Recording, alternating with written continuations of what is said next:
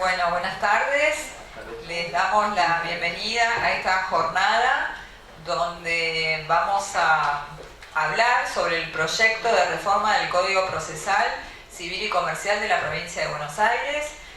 Hemos invitado a dos de sus miembros, de quienes formaron parte de la comisión redactora, y tenemos acá al presidente del Colegio de Abogados de San Isidro, Santiago Guarnetti, a la doctora Karina Vigliardi y al doctor Francisco Agustín Jankovich, que nos van a hablar sobre el tema. El doctor Santiago Guarnetti les da la bienvenida a esta jornada y después, como nosotros somos todos operadores del sistema, vamos a estar abiertos a la posibilidad de que ustedes puedan preguntar o puedan agregar lo que consideren que debería tener el proyecto.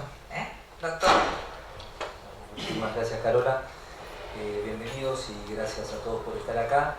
Me toca hoy un lugar un tanto especial porque más allá de la presidencia del colegio, integré como vicepresidente segundo en ese momento la Comisión de Administración de Justicia del Colegio de la Provincia de Buenos Aires. En ese momento, en el año 2017, recibimos un anteproyecto de ley de reforma del Código Procesal Civil, Comercial y de Familia de la Provincia de Buenos Aires. Y lo recibimos con una instrucción, por no decir orden, bastante exacta por parte del Consejo Superior del Colegio de la Provincia de Buenos Aires para poder hacer una lectura, luego anotaciones, y a partir de esa lectura y anotaciones trabajar sobre este anteproyecto. En la primera reunión que la Comisión de Administración de Justicia del Colegio Provincia pudo trabajar y acceder en realidad, la primera reunión en la que pudimos tener el anteproyecto completo, tuvimos una reunión con el doctor Jankovich, con el doctor Soto y con el doctor Gitas, quienes en ese momento, junto con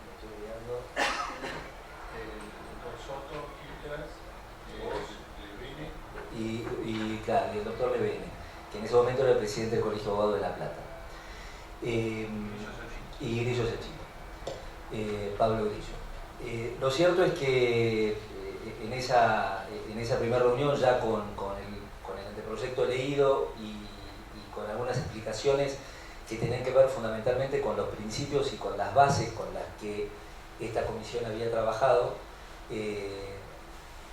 una comisión formada exclusivamente por abogados, ninguno de ellos procesalistas, sino solamente abogados que ejercemos la profesión y que teníamos y tenemos alguna experiencia en el ejercicio práctico de la profesión. Todo el año 2017 trabajamos en este proyecto. Allí fue donde el Ministerio de Justicia de la Provincia de Buenos Aires nuevamente reformula la comisión de redacción y la integra junto con el Poder Ejecutivo Provincial, el Poder Legislativo, algún representante del Poder Legislativo y representante del Poder Judicial. Es decir, que este proyecto, que en el mes de marzo ya tiene estado parlamentario, es fruto de una conjunción de factores. La primera es el trabajo conjunto de profesionales, de abogados, de políticos y de jueces, es decir, de todos quienes somos operadores del sistema. La segunda es que fruto de este trabajo conjunto y sobre todo fruto de lo más valioso que distintas miradas pueden dar, que es el disenso, se pueden crear a partir de discusiones, a partir de diálogos, se pueden crear normas que sabemos que van a mejorar los puntos cardinales que tuvo la comisión al empezar el anteproyecto, y que tienen que ver con el acortamiento de los plazos del proceso, tienen que ver con la coordinación de la legislación adjetiva a la reforma enorme que tuvimos en el año 2015 en la República Argentina con el nuevo Código Civil y Comercial. Tiene que ver también fundamentalmente con una bajada, digamos, tanto doctrinaria como política, de un proyecto de oralidad que venía funcionando a nivel nación desde el año 2016. Proyecto de oralidad que en La Plata, en el Departamento Judicial de La Plata, ya habían comenzado en el año 2012 con una muy buena experiencia, y que hoy ya son 110 los juzgados en la provincia de Buenos Aires que están trabajando con el sistema de oralidad.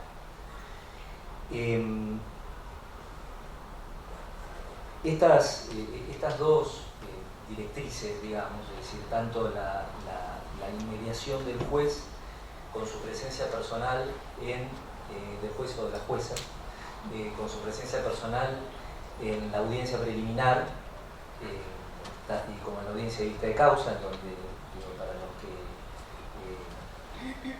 que recordamos el procedimiento en los tribunales de familia y actualmente en los tribunales de trabajo, es la audiencia en la que se concentra toda la prueba oral, incluso con la idea fuerte también de que en esa audiencia los peritos puedan brindar explicaciones.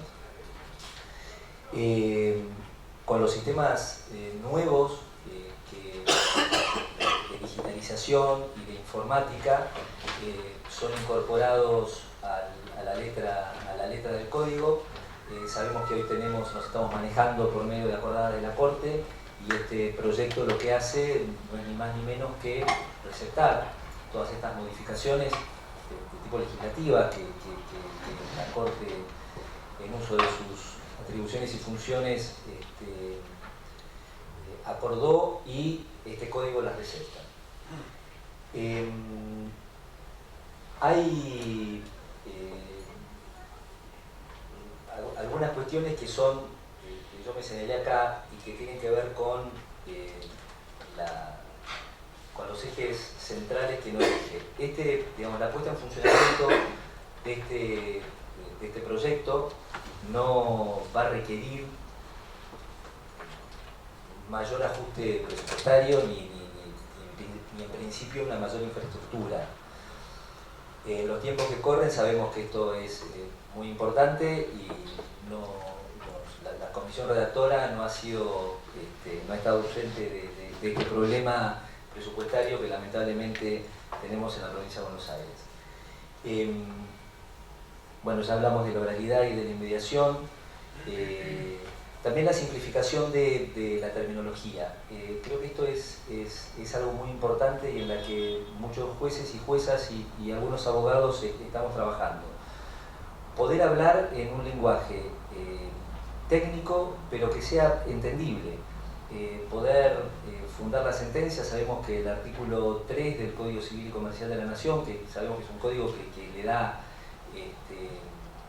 digamos, se ha hablado de activismo judicial, este código, el nuevo Código Civil y Comercial, tiene un activismo judicial fuerte.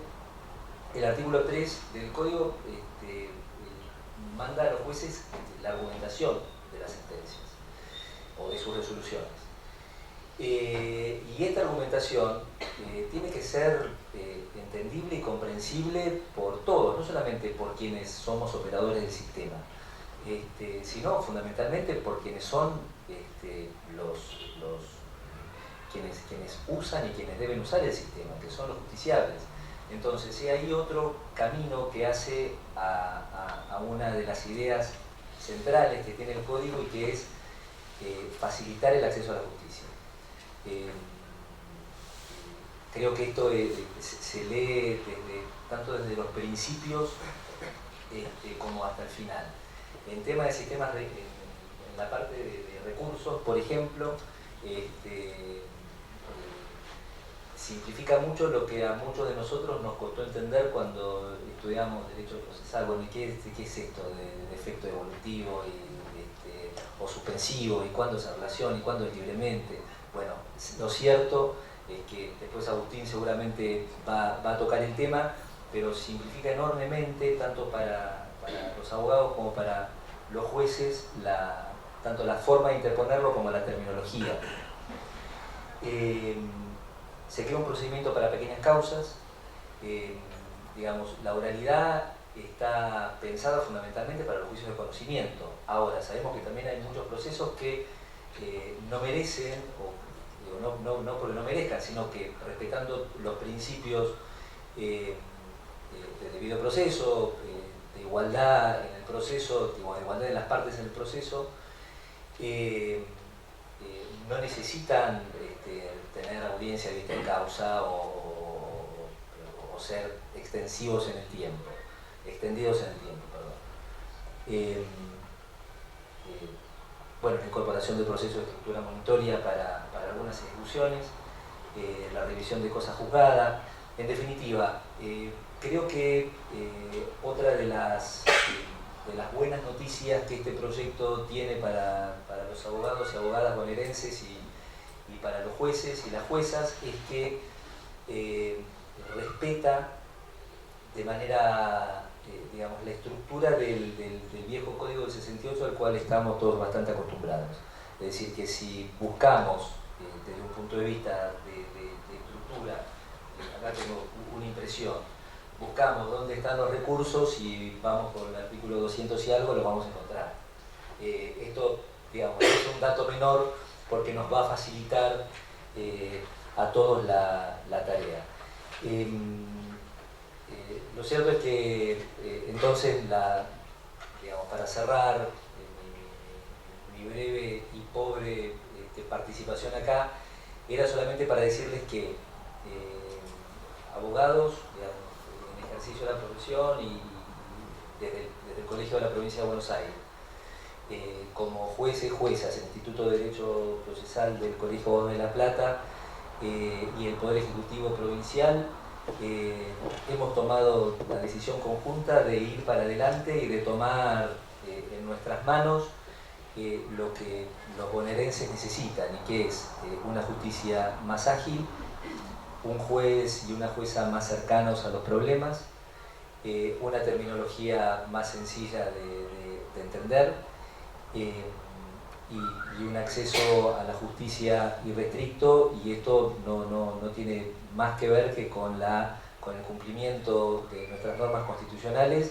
y fundamentalmente también con los tratados internacionales incorporados a nuestra legislación por el 75, inciso 22, y que tiene que ver con los tiempos, fundamentalmente con los plazos coherentes que tiene que tener un proceso, y el acceso a la justicia como un derecho humano. Bueno, muchísimas gracias, Agustín, te cedo la palabra.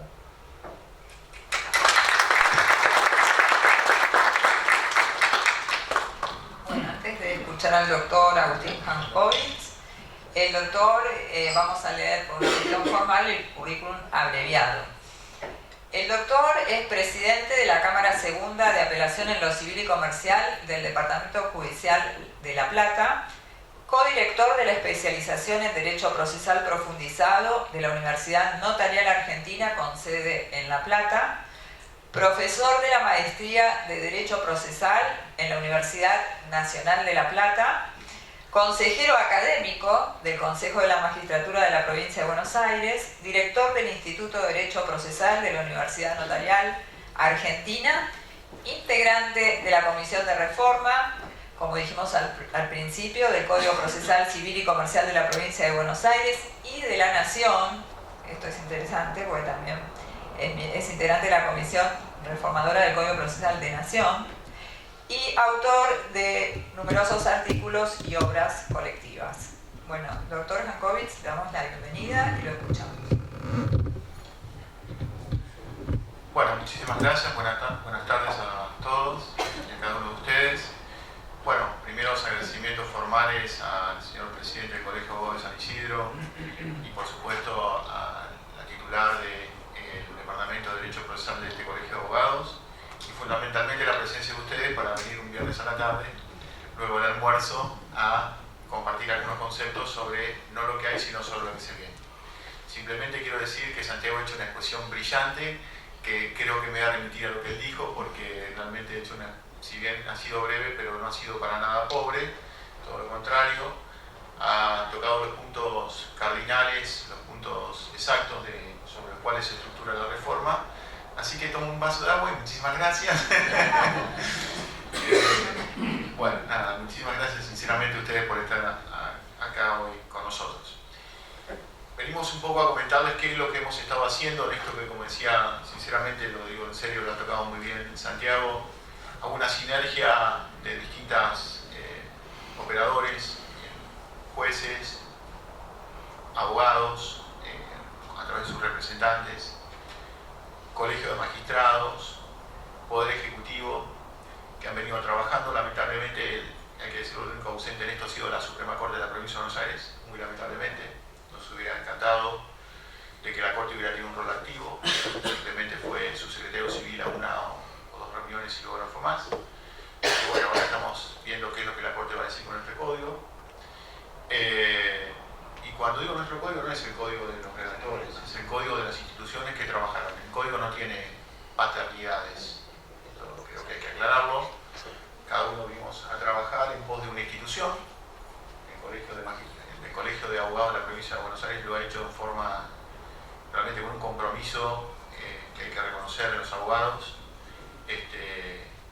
superlativo.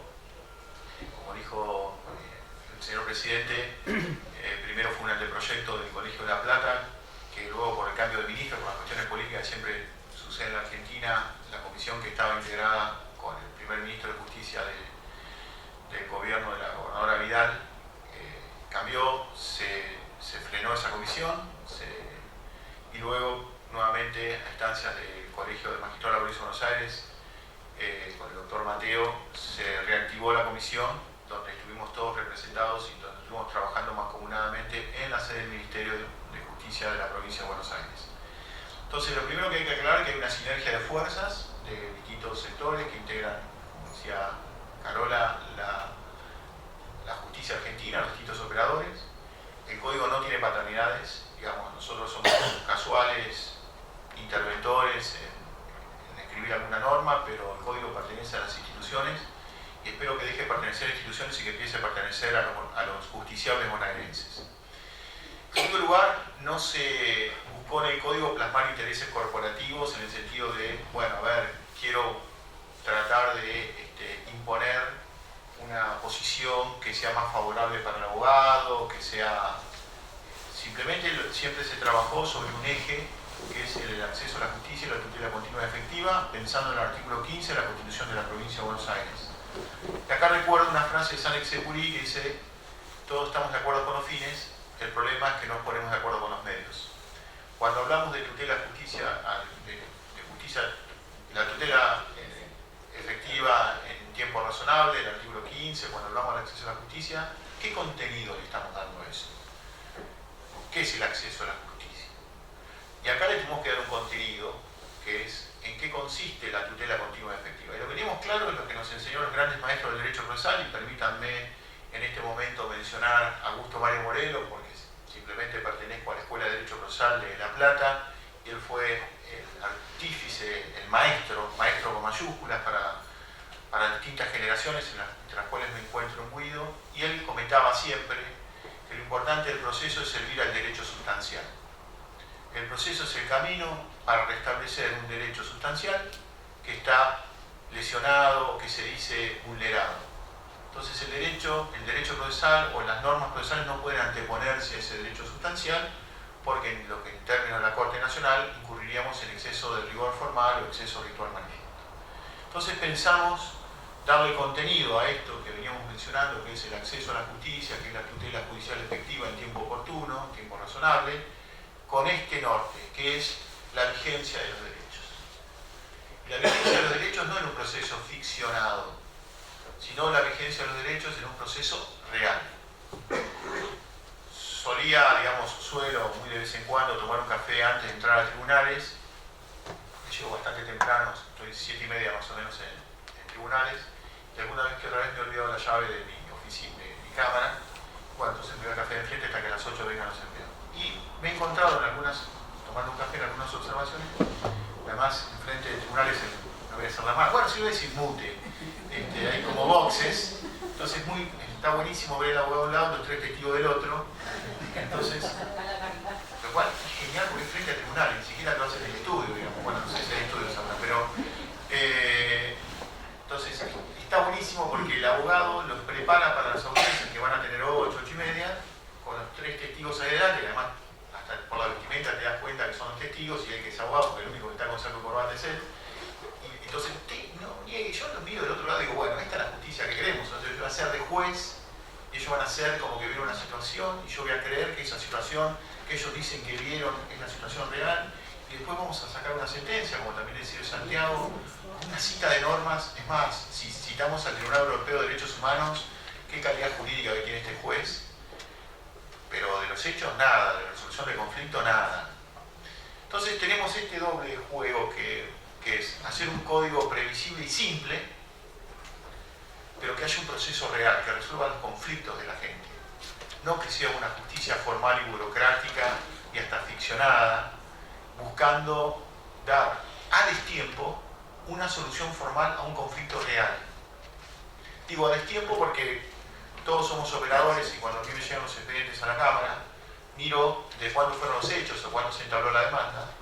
Estoy hablando de 15 años atrás, de 12 años atrás, de 8 años atrás, de 5 años atrás. Entonces yo me pregunto, como eventual consumidor del servicio de justicia o usuario, si ustedes quieren, del servicio de justicia, ¿estoy dispuesto a esperar 5, 6, 7, 10 años que mi conflicto sea resuelto y además en forma cara? Porque además el sistema de justicia, el acceso a la justicia es caro, digamos.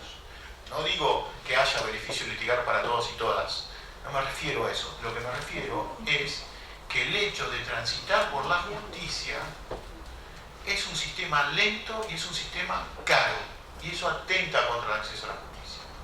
Entonces lo que nosotros buscamos es, sobre una estructura de un código amigable, como decía el presidente, donde haya previsibilidad y simplicidad del lenguaje, cambie un paradigma de administración de justicia, fundamentalmente para resolver conflictos, no para dar respuestas formales desde el punto de vista académico.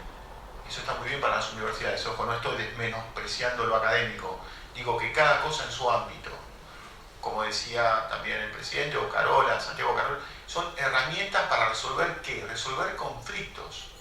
Entonces ahí empezamos a entender la falta de legitimación social que muchos de los operadores, o que la mayoría del sistema judicial argentino no tiene. ¿Por qué? Porque claro, ¿quién nos va a creer que resolvemos conflictos a 15 años, que el que pierde en costas y no tiene beneficio, más allá de que el beneficio es fácil de otorgar, digamos, ¿no? Porque cualquiera tiene una lancha del Tigre y cualquiera puede, bueno, eso no es ser rico, entonces ahí te doy, no sé si todo el beneficio o parte del beneficio. Entonces lo que nosotros buscamos de brindar es una justicia real, rápida, accesible, fíjense qué poco que queremos, ¿no? Real, rápida, accesible, en un código que sea previsible, y en esto consiste en lo siguiente, en dar muchas herramientas a los abogados, a los operadores jurídicos, en dar muchas herramientas a los operadores jurídicos. Una de las cuestiones fundamentales es, por el tema de la aceleración de los tiempos, es el expediente digital. Las presentaciones electrónicas, las notificaciones electrónicas, las subastas electrónicas, que da transparencia también, las audiencias videograbadas, el testigo, no necesito que venga hasta San Isidro si está en La Plata. En la audiencia hago una teleconferencia y traigo al testigo al momento de la audiencia sin que el señor o la señora se haya tenido que trasladar hasta San Isidro. Con lo que significa en temas de costo, en temas de gastos. Costo en cuánto tiempo me refiero, ¿no? Para ir y volver, 2 horas ida, 2 horas vuelta, y el costo de estar acá, digamos, en el sentido de que tiene que tomar un colectivo, no sé, un tren o un remiso, lo que sea. Entonces digo, si hoy tengo medios tecnológicos de que una persona la puedo traer acá en esta audiencia con un sistema de videoconferencia que a su vez está videograbando, ¿para qué le voy a hacer venir? Y además no necesito delegar en un secretario de un órgano de extraña jurisdicción para que le tome la declaración a un secretario que no le interesa lo que le está tomando, poner su juicio está radicado en su juzgado, le hago perder tiempo al secretario que en vez de atender las causas de su juzgado, al audiencista, perdón, ojalá que era el secretario, de su juzgado. Entonces simplemente lo que va a hacer el secretario va a acreditar la autenticidad de que Agustín Jankovich es Agustín Jankovich y después un sistema de videoconferencia, y a partir de esto, bueno, lo traigo al lugar, al mismo juez y los mismos abogados le pueden preguntar. Ya no es que lo delego en un funcionario, sino que lo tengo ahí y le puedo preguntar, como hacemos en las videollamadas de WhatsApp. Entonces tenemos unas herramientas que las utilizamos en la vida cotidiana, y por qué no utilizarlas en el ámbito de un proceso. Digo, a mí no se me ocurre mandarle una carta a mi sobrino que vive en España. Simplemente agarro el teléfono y hago una videollamada de WhatsApp o lo llamo por WhatsApp. Nosotros, sin embargo, los expedientes van y vienen en carritos. Y esto tiene que ver mucho con la tradición hispánica.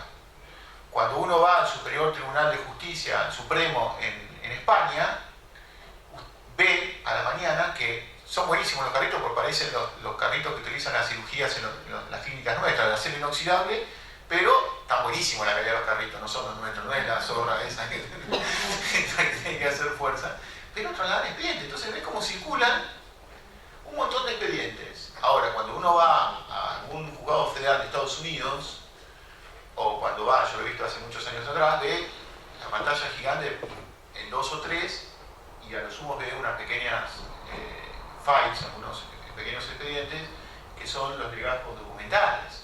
Entonces, obviamente, nosotros respondemos a una tradición que es la tradición hispánica. ¿Que estuvo mal? No, estuvo bien. ¿Y está bien que se continúe? No, está mal que se continúe, porque hoy tenemos medios electrónicos que no necesita estar trasladando el expediente. Se me enferma el correo de mesa de entrada. Pues a mí me pasa. Tengo 2 personas en esa entrada en la cámara. Tengo que desafectar uno que me haga de correo. Digo, ¿pero por qué necesito un correo? Si yo lo puedo manejar todo de forma electrónica. Nosotros tenemos todo electrónico, pero bueno, tenemos expedientes en correo. Entonces, el primer punto es trabajar con el expediente electrónico. Y acá hay un punto. La Corte de la Provincia ha avanzado en un proceso, obviamente, progresivo, pero necesitamos avanzar más. Por ejemplo, el domicilio electrónico constituido. ¿Por qué no puede ser domicilio electrónico denunciado? Si yo sé que el doctor tiene un domicilio electrónico por su token único para todas las causas. Ahora no me lo denunció, no lo puedo notificar ahí, le tengo que mandar una cédula de papel. Ahora puedo denunciarlo y decir, no, si el doctor está aquí, ustedes no se imaginan cómo acelera el tema de las notificaciones electrónicas. Bueno, si nos ponemos a comparar, viene el abogado, hace la cédula, la deja con fronte, el empleado, que no haya faltado, porque otro no hace ese trabajo, solo lo hace el empleado, y que no se tome vacaciones, por favor, porque no hay feedback, digamos, o sea, cada uno sabe hacer lo suyo. Entonces, lo confronta, después de confronte se lleva mandamientos, que no se haya enfermado el oficial notificador. Va al oficial notificador y le cambiaron la plaquita, o sea, donde decía 1352 no está, no sé, porque hay un pasillo, será al fondo, será adelante, o no le cambiaron la plaquita, pero dice no encontré a nadie, vuelvo mañana. Vuelve mañana, encuentra a nadie, bueno, dejan por seguridad y se lo tira por debajo de la puerta. Después viene el otro y dice, no, pero a mí no me notificaron nunca nada de esto, no sé qué pasó, vengo a plantear mi notificación, no, pero si no me sentencia en primera instancia. No, pero a mí nunca me dejaron, se lo dejaron a mi madre y yo no tenía nada que ver, mi madre no me lo dio. Ayer resolví un expediente de un juez que dos jueces están peleando de garantías penales. Ustedes se pueden imaginar quiénes son. De la Ciudad de La Plata. Se están peleando porque uno, aparentemente en Twitter, cuestionó mucho al hijo de la otra. Entonces, ¿qué le hizo la otra jueza? Le hizo un daño sin perjuicio. Se la notificó la mediación obligatoria. ¿En dónde? En su público despacho. Es un juez que hoy está detenido, cuando estaba en su público despacho. Dijo, no, pero vino la demanda y dijo, no, yo quiero la mediación obligatoria. Pero no, si le notificamos, no, pero a mí nunca me llegó nada. No sé, me lo dejaron en despacho. Se puede haber traspapelado con el resto de los expedientes. Imagínense si a mí me trae una notificación en la cámara donde yo trabajo y no me la da el empleado, no me la da el empleado. Lo primero que viene el empleado, doctor, mire lo que le llegó. Sea de donde sea. Bueno, no importa. Pero lo que quiero decir es, estamos con todo este papeleo farrago y el tiempo de la gente se pasa. Y los tiempos nuestros se pasan. Yo pienso que mi hija va a cumplir 15 años y un proceso tiene 15 años. Yo ya casi la estoy despidiendo a mi hija, digo, en cualquier momento aparece con alguien que va a correr una escopeta y un proceso todavía está en veremos. Entonces, ¿cuál es la justicia que nosotros queremos brindarles a nuestros conciudadanos? Ese es el primer punto. Digamos, el tema de la utilización de los medios electrónicos y el tema de agilizar. Así también se tocan intereses, obviamente cuando hacemos un código, cuando se trabaja en un código se tocan intereses. La JB viene con todo derecho y dice, no puede ser, me entraron 15.000 presentaciones electrónicas a la feria de enero. Pero nosotros queremos como un hospital público que esté abierto las 24 horas, los 365 días. Es como que el hospital no atiende, atiende de lunes a jueves y después anda a buscar a alguien de guardia. Digamos. Bueno, si dejaste, mire, debe ser sincero, la mayor parte de los empleados se quiere quedar en la feria. Porque trabajan los 3 primeros días. Y después se quiere ir a esquiar en agosto, porque es más barato que en julio, obviamente, ¿no? O compra pasajes fuera de temporada porque bajó la temporada. Bueno, si se quieren quedar todos en la feria, que se queden, que bajen las presentaciones electrónicas y que las vayan proyectando los funcionarios. Y después le daremos sus vacaciones. Ahora, si ponemos en el eje de la tutela en el usuario de justicia, ¿qué vamos a decir? Ah, no, tenemos que esperar un mes, no puedo hacer ninguna presentación electrónica porque el juez no está de vacaciones. Y el pobre empleado que está en el juzgado, se quieren quedar todos en la feria porque después quieren estar cuando no hay que estar. ¿Cómo? Claro, temporada baja. Yo pregunto, no les quiero comentar cómo hago en mi cámara por el tema, porque se me quieren quedar todos a mí en la cámara, porque después ya me corre con el pasaje. Ah, no, yo saqué pasaje para Disney y me quiero ir. Entonces, muchos se quieren quedar. Yo lo que hago es simplemente dejo guardias. Entonces digo, bueno, y dejo guardias con trabajo, con un plan de trabajo. No con que cuando llegué a la presidencia de la Cámara Segunda, un día me tomé las vacaciones, pero me gusta pasar por tribunal, soy un poco obse, y estaba buenísimo. Eran 2 empleados que estaban mirando en la computadora una película. Y claro, si no tienen nada que hacer. Digo, para tener 2 empleados mirando una película, para tener la puerta abierta, que digan, che, la cámara por ahí está abierta. Bueno, digamos, esas son las cosas que... Pero para eso tenemos que tener un diálogo sincero, un diálogo abierto, un diálogo adulto de lo que queremos hacer con nuestro servicio de justicia de acá, como decía en una reunión previa el presidente, en el siglo XXI. Primer punto. Segundo, la humillación previa que está, y acá tocamos un poquito con el tema del discovery norteamericano. Si yo voy a la mediación y viene el abogado de la contraparte, a ver, contame qué es lo que estás reclamando. Bueno, voy a tomar nota y después veo. No sirve para nada esa mediación. Sí sirve para los honorarios mediadores, eso está claro. No sé si hay mediadores, pero digo, sirve para generar, que es un costo. Ahora, fue importante transitar por esa instancia previa que además genera un costo económico. Bueno, aprovechemos esa situación. Entonces, ¿cómo lo vamos a aprovechar? Vos tenés que, cuando mandás a la mediación, tenés que traer todos los elementos, indicar los elementos de prueba de cuál te querés valer. Esto es discutible, ¿eh? Los elementos de cuál te querés valer, los testigos, con qué objeto vas a tener los testigos, cuáles son los reclamos, los montos reclamados y de la documentación de la cual te vas a valer. Y la contraparte, cuando se presenta, va a tener que también traer todos los elementos de prueba que va a llevar luego al proceso. Como una especie de discovery o pre-trial en el sistema americano. Entonces yo voy a la mediación y en la mediación voy a decir, mira, yo te voy a demandar por esto, por esto, por esto, por esto, y me fundo en estos elementos de prueba. Y vos me vas a contestar por esto, por esto, por esto, y me fundo en estos elementos de prueba. Por supuesto que pueden mediar o no pueden mediar, pero si van a mediar o no mediar, van a jugar con las cartas sobre la mesa todos.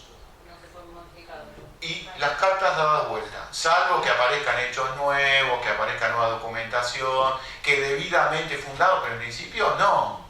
Entonces, bueno, tenemos esta instancia prejudicial. ¿La vamos a utilizar formalmente o la vamos a utilizar? Porque ustedes son abogados, digamos, cuando tienen un cliente, lo primero que hacen es tratan de juntarse con la contraparte, con el abogado de la contraparte, y decir, a ver cómo podemos arreglar esto, cuál es el tema. Y esto, miren, es como, a mí me pasa cuando a veces voy al médico. Imagínense, yo voy al traumatólogo, le digo, doctor, me duele la rodilla. Y el doctor me dice, ningún problema, para que mi secretaria se comunica para ver cuándo está el quirófano disponible, vamos a hacer los prequirúrgicos y en 15 días operamos. Le digo, no, pero un momentito, flaco, mi rodilla. Vamos al abogado y el abogado dice, no te hagas ningún problema, le mando una carta de documento, lo intimamos, lo ponemos en mora y pasamos por la mediación y vamos directamente al proceso. Es como ir directamente a la cirugía. Digamos, yo al médico, la otra vez me quedé duro en la espalda, vino el servicio médico de urgencia y me dijo, mira, te doy un corticoide, te inyecto un corticoides y mañana vas a estar bien. Le digo, pará. Vamos a probar primero con un ibuprofeno, pero no es un corticoide por todo lo que significa, lo que implican los corticoides, digamos, ¿no? Bueno, arreglé con ibuprofeno y anduve bien. Bueno, entonces tenemos que ser moderados en relación a los medios que tomamos. La mediación lo que se busca es, vamos a una instancia real de mediación, mostremos qué es lo que tenemos, cuáles son las cartas, cómo te vas a defender, sobre todo las compañías aseguradoras. Esta es una de las situaciones a las cuales hacía referencia también recién Santiago. Y yo cuando ofrezco ahí la prueba, digo los extremos que quiero probar con ese ¿Cuál es el testigo? Y después puedo agregar otro testigo en el juicio o no. En principio la idea es que no, pero digamos, la idea es lograr un acuerdo ahí, no pasar por ahí para seguir. La idea es, a ver, utilicemos esta instancia inmediata. Después si aparece un testigo, pero lo vas a tener que justificar porque no lo trajiste en mediación ese testigo. Hoy da lo mismo un juicio de 8 millones de pesos o de dólares que un juicio de 122.000 pesos, 50.000 pesos, 60.000 pesos, 79.000 pesos, algo mismo. Yo siempre veo mucho cómo funciona el sistema médico. Veo que está el triage, que es el verde, el rojo y el amarillo. De hecho, en algunas clínicas uno se va a atender y de acuerdo a la guardia dice, bueno, ¿qué me duele un poco la cabeza?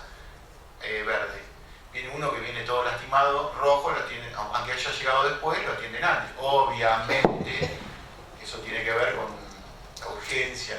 Bueno, en el proceso judicial todo va por el sumario, o en todo caso, el gran canal es el sumario, el juicio de 60.000 pesos como el de 8 millones.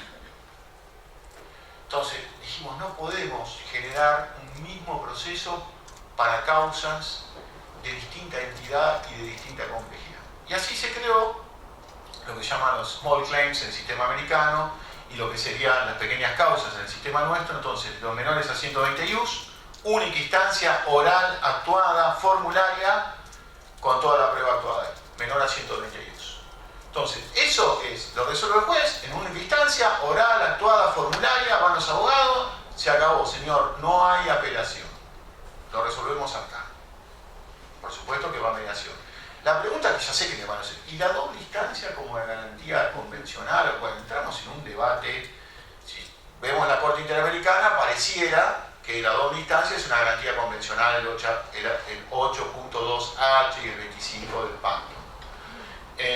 Si vamos a la Corte Nacional, infinidad de fallos, Malman, etc., no, es legal, no es convencional, solo en materia penal es convencional. Bueno, tenemos que entender que alguna vez los procesos tienen que terminar. Una vez por todas tenemos que dar una solución, porque si no vamos a tener procesos. Si no queremos que los procesos continúen, bueno, asumamos el costo que un proceso va a durar 19 años. Y este es el debate que tenemos que dar los operadores. ¿Qué queremos? ¿Que los procesos terminen o que los procesos tengamos revisión de la revisión? Pero como dije que el código daba muchas herramientas, tenemos una herramienta fundamental que es la ejecución de la cosa juzgada provisoria, o ejecución provisional de la sentencia. ¿Que hicimos un gran invento? No, lo tiene Chaco, lo tiene San Juan, lo tiene Tierra del Fuego, por supuesto, lo tiene Alemania, lo tiene España. ¿Sí? No es que trajimos, somos los grandes, nosotros, el colegio de magistrados y el colegio de abogados, los grandes inventores. Vos lo querés utilizar, utilizarlo. No lo querés utilizar, no lo utilices. Esa instancia de parte. El debate que también se genera ahí es, y esto es muy interesante para la juez de la oralidad, es el que ejecuta tiene que caucionar o el que quiere detener la ejecución de la sentencia tiene que caucionar. Ese es el debate. Ahora, si tenemos jueces presentes en las audiencias, tenemos jueces presentes desde el momento desde que se trabó la litis, que aparece mal llamada prematuramente, porque parece que el juez solo tiene que aparecer en la etapa final del proceso, a esos jueces les tenemos que empoderar y les tenemos que fijar responsabilidades. Entonces, el sistema que hemos pergeniado, que es igual al sistema español, es que la ejecución provisoria de la sentencia no se cautiona. ¿Y por qué no se cautiona? Y porque ya hay decisión de un juez que dijo que le asiste razón al actor. Y la opinión de ese juez vale. Máxime que ese juez estuvo durante todo el transcurso del proceso. Ahora, salvo que genera una situación de irreparabilidad absoluta, que genera una situación grave, que en su caso puede venir el demandado y decir, no, un momentito, que si esto me lo ejecutan, por supuesto no es para los casos de familia, está muy bien tratado, bueno, creo que está bien tratado en el código,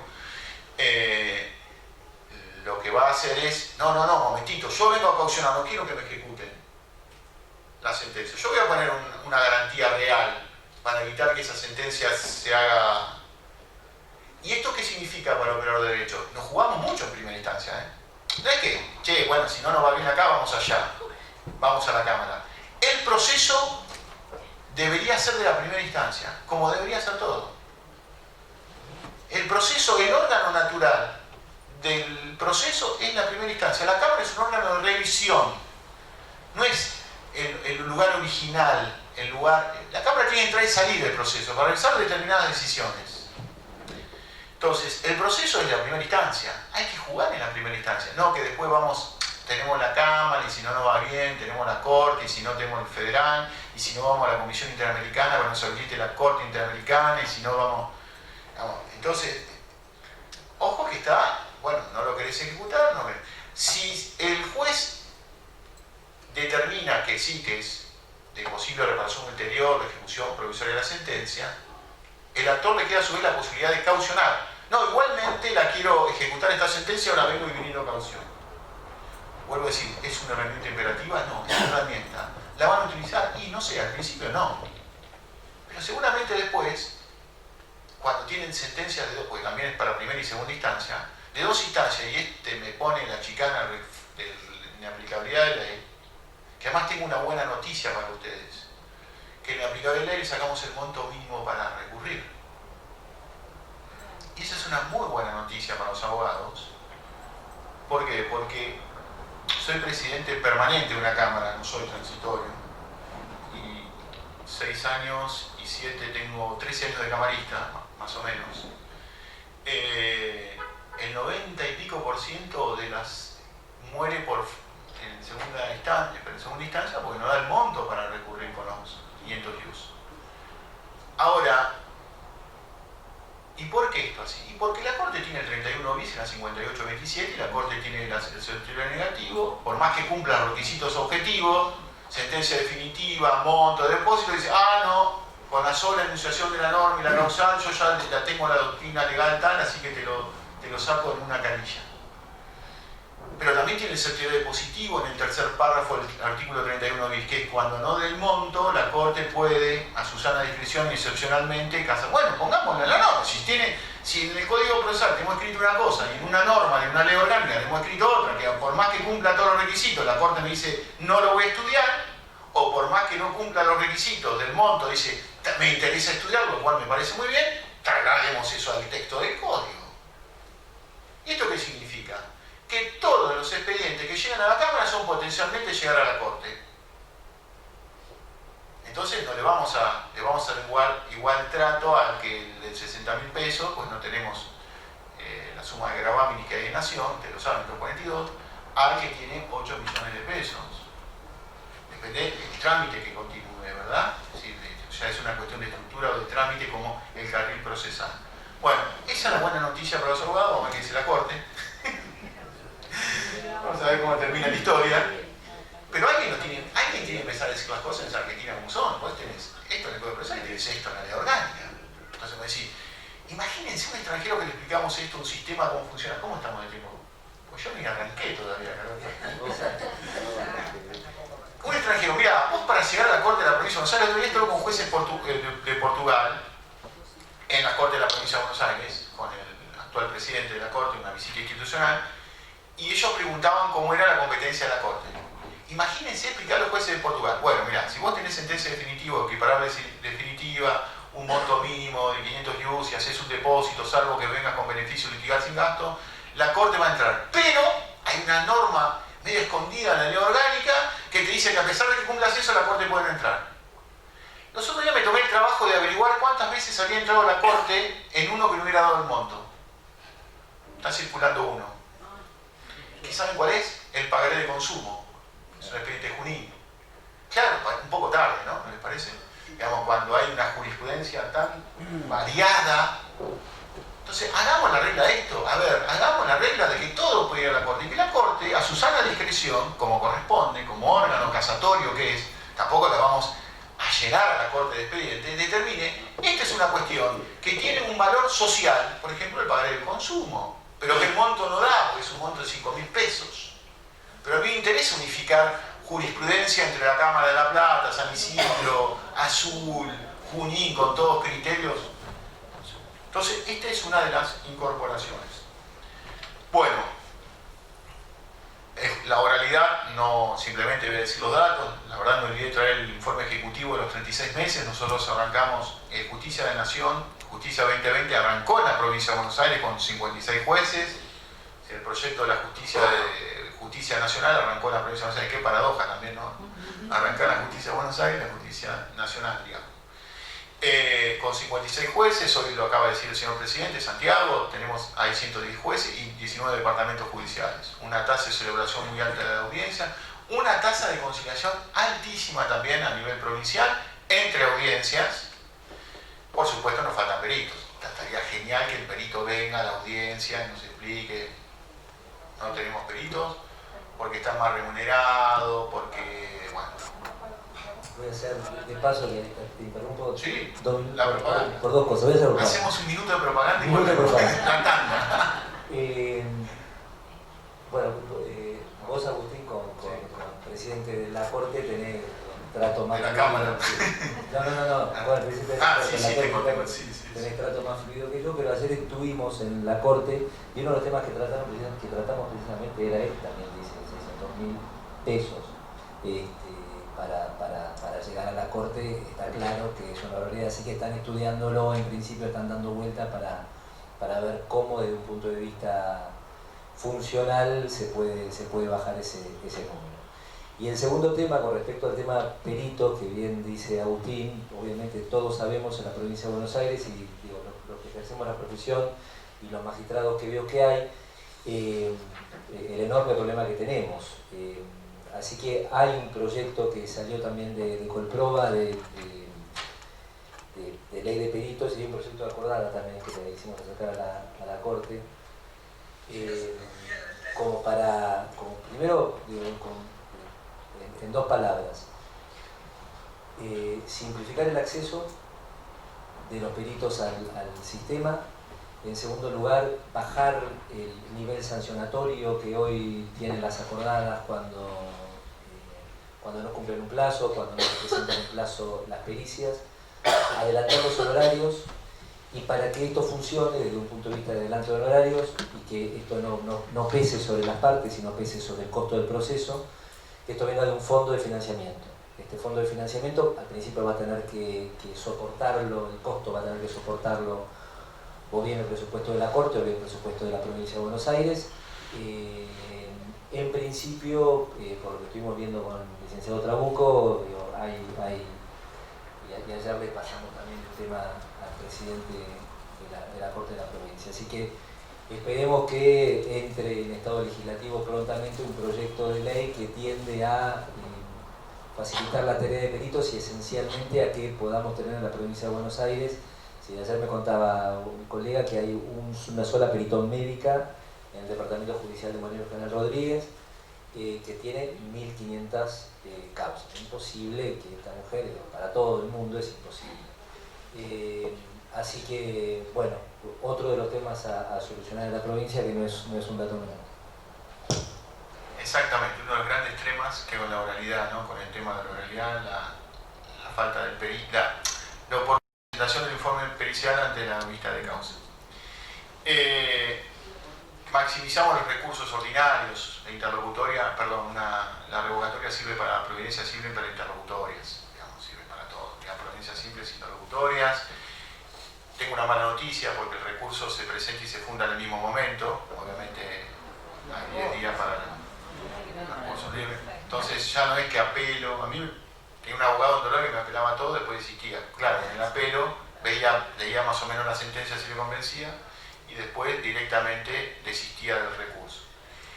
Hay caminos intermedios en esto, es apelo, digo cuál van a ser mis agravios y después lo fundo, o apelo y fundo como el sistema contencioso administrativo. Entonces digamos, bueno, si la instancia de revisión ordinaria no es la propia de donde tiene que estar el proceso, bueno, si vas a apelar, tomate el trabajo de fundarlo.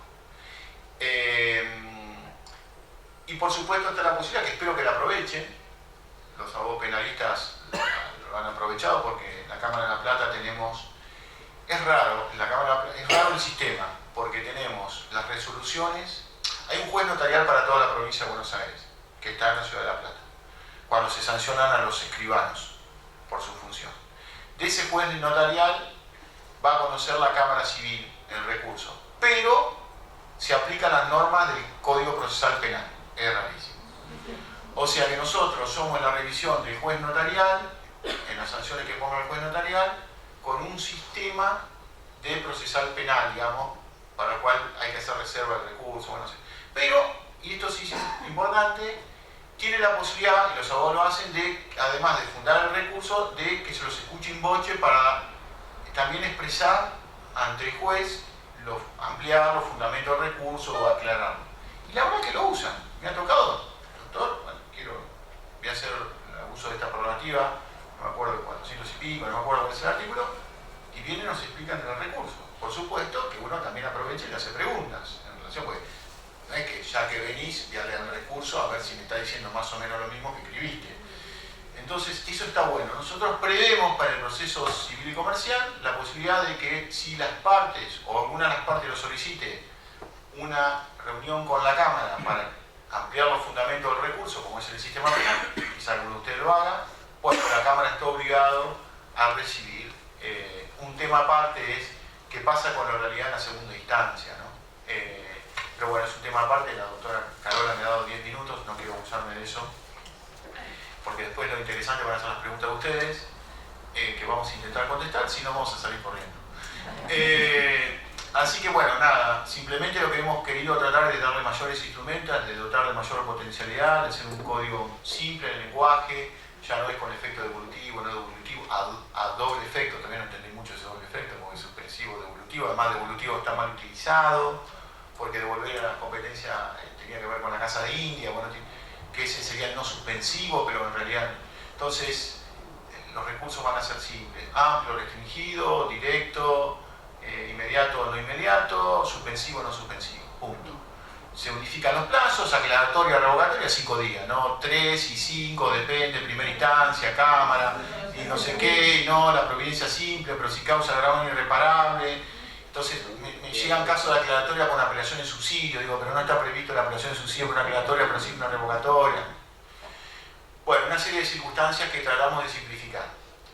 Lo que nosotros queremos es, puntualmente, que los conflictos, como decía Santiago, empiecen y terminen, si es posible en la primera instancia, y si es posible antes de sentencia. Lo mejor es la autocomposición del conflicto, ya sea en la etapa de mediación o ya sea en primera instancia, porque la mejor solución es lo que las partes se comprometen a cumplir. Queremos, por supuesto, que los jueces... Hay dos cosas que en Estados Unidos no se discuten. Uno para la primera instancia y otra, digamos, digo Estados Unidos porque, bueno, uno ha tenido una cierta experiencia. En primer lugar es la presencia de las partes frente al juez, lo que se llama the day in court, o sea, mi día en la corte. Pero eso tiene que ver porque la parte le quiere ver la cara del juez que le va a resolver el conflicto. Entonces, quiero ver Hankovitz. Primero que no va a decir cómo viste porque te usan toga, así que están todos con la toga, no hay que decir, a ver, traje importado, no, eso es muy típico nuestro. Quiero verle la cara al juez, quiero que me escuche, le quiero contar mi conflicto delante de la otra parte, que la otra parte pueda también replicar, escuchar. Eso no se discute. Y lo que no se discute tampoco es tener un índice de revocatoria de sentencia para la segunda instancia. Cuando yo he hablado con un juez federal, he tenido, lo primero que te dice en mi récord, en el tema de revocatoria de sentencia es tal, por eso. Entonces, saber, medir, saber dónde estamos parados, cuánto dura, cuánto es el flujo de trabajo, en qué tiempo sacamos lo que sale. Si no, después dice, estoy tapadísimo, tengo 3.000 causas, 254.000 violencias, le estoy dando el pie a Karina. no sabemos cuándo entraron, cuándo salieron, qué pasó, si se tomaron medidas, no se tomaron medidas. Un día me entraron 36 violencias en la apelación del juzgado de San Vicente. Por supuesto, pueden leer la página que está sancionada la jueza. No por mí, por supuesto, no porque me entraron 36 violencias de golpe, sino pues un conflicto de competencia. Entonces, lo que quiero decir es, hay cosas que debemos empezar a hablar en claro los argentinos, fundamentalmente los bonaerenses, y empezar a discutir qué clase de proceso. ¿Esta es una herramienta? Sí. ¿Que es perfectible? Por supuesto. ¿Que es importante que ustedes la conozcan? Sí. ¿Para qué? ¿Para que la aplaudan? No. Para que vean en qué la podemos mejorar. El debate no está cerrado, recién se abre el debate en vía legislativa. Su presidente puede receptar, puede llevar la inquietud a Colproba la puede llevar a los senadores. Hoy está siendo tratada en ambas comisiones, en legislación general y en acuerdos y asuntos constitucionales.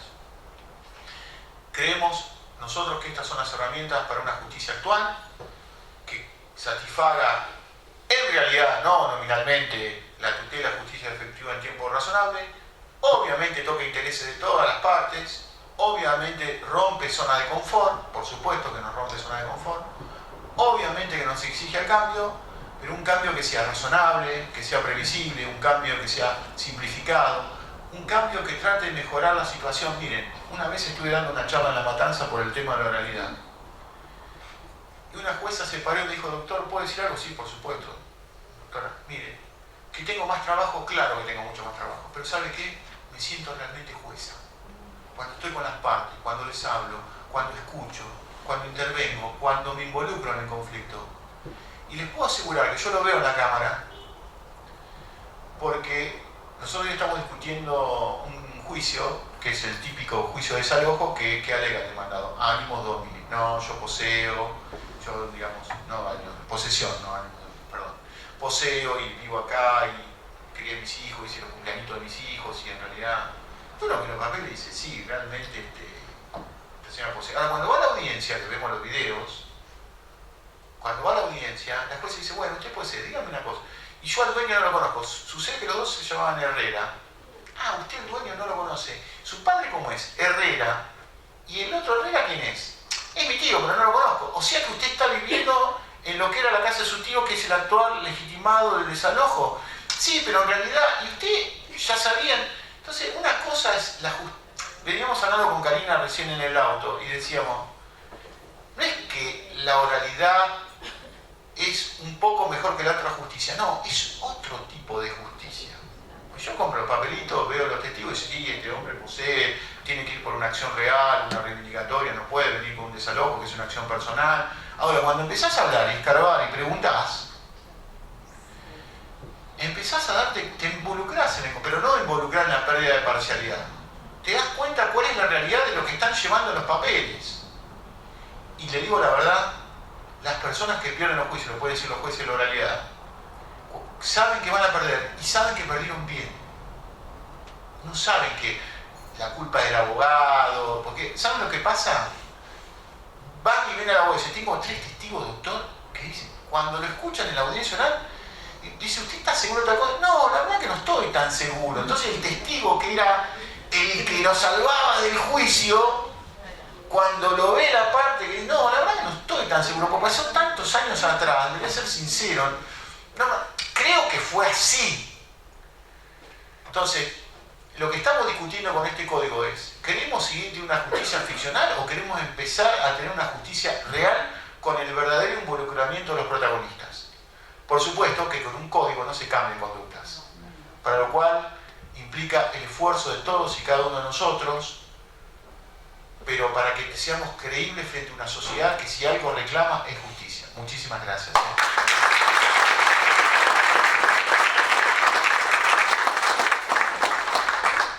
Bueno, muchas gracias, doctor Jankovic. Ahora le vamos a dar la palabra a la doctora Karina Vigliardi,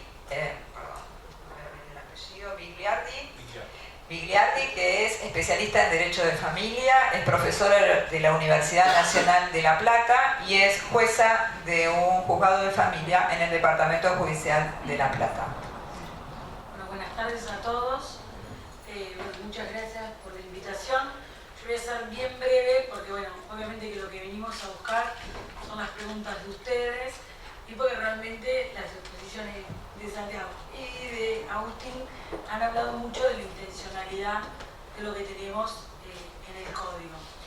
En el caso de familia, todo lo que dijo realmente hoy Agustín es lo que más nos interesa o adquiere mayor importancia. Fundamentalmente esto de la tutela efectiva, de la cercanía, de la autocomposición. No hay mejor acuerdo en un grupo familiar que es el que llega a las partes que conviven en esa familia.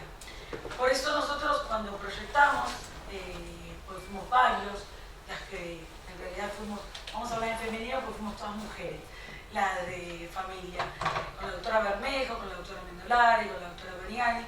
Cuando proyectamos la parte de familia, cuando la pensamos, siempre la pensamos del lugar de tomar lo bueno que teníamos, ya que nos había dado el sistema, con estos principios procesales que trae el Código Civil y Comercial, y entonces fortalecer o tratar de volver a poner en primer lugar esos principios y donde había determinadas cuestiones que no estaban claras, tratar de generar una herramienta para correr y volver a ese eje que fue el primero que se dio con respecto a los principios.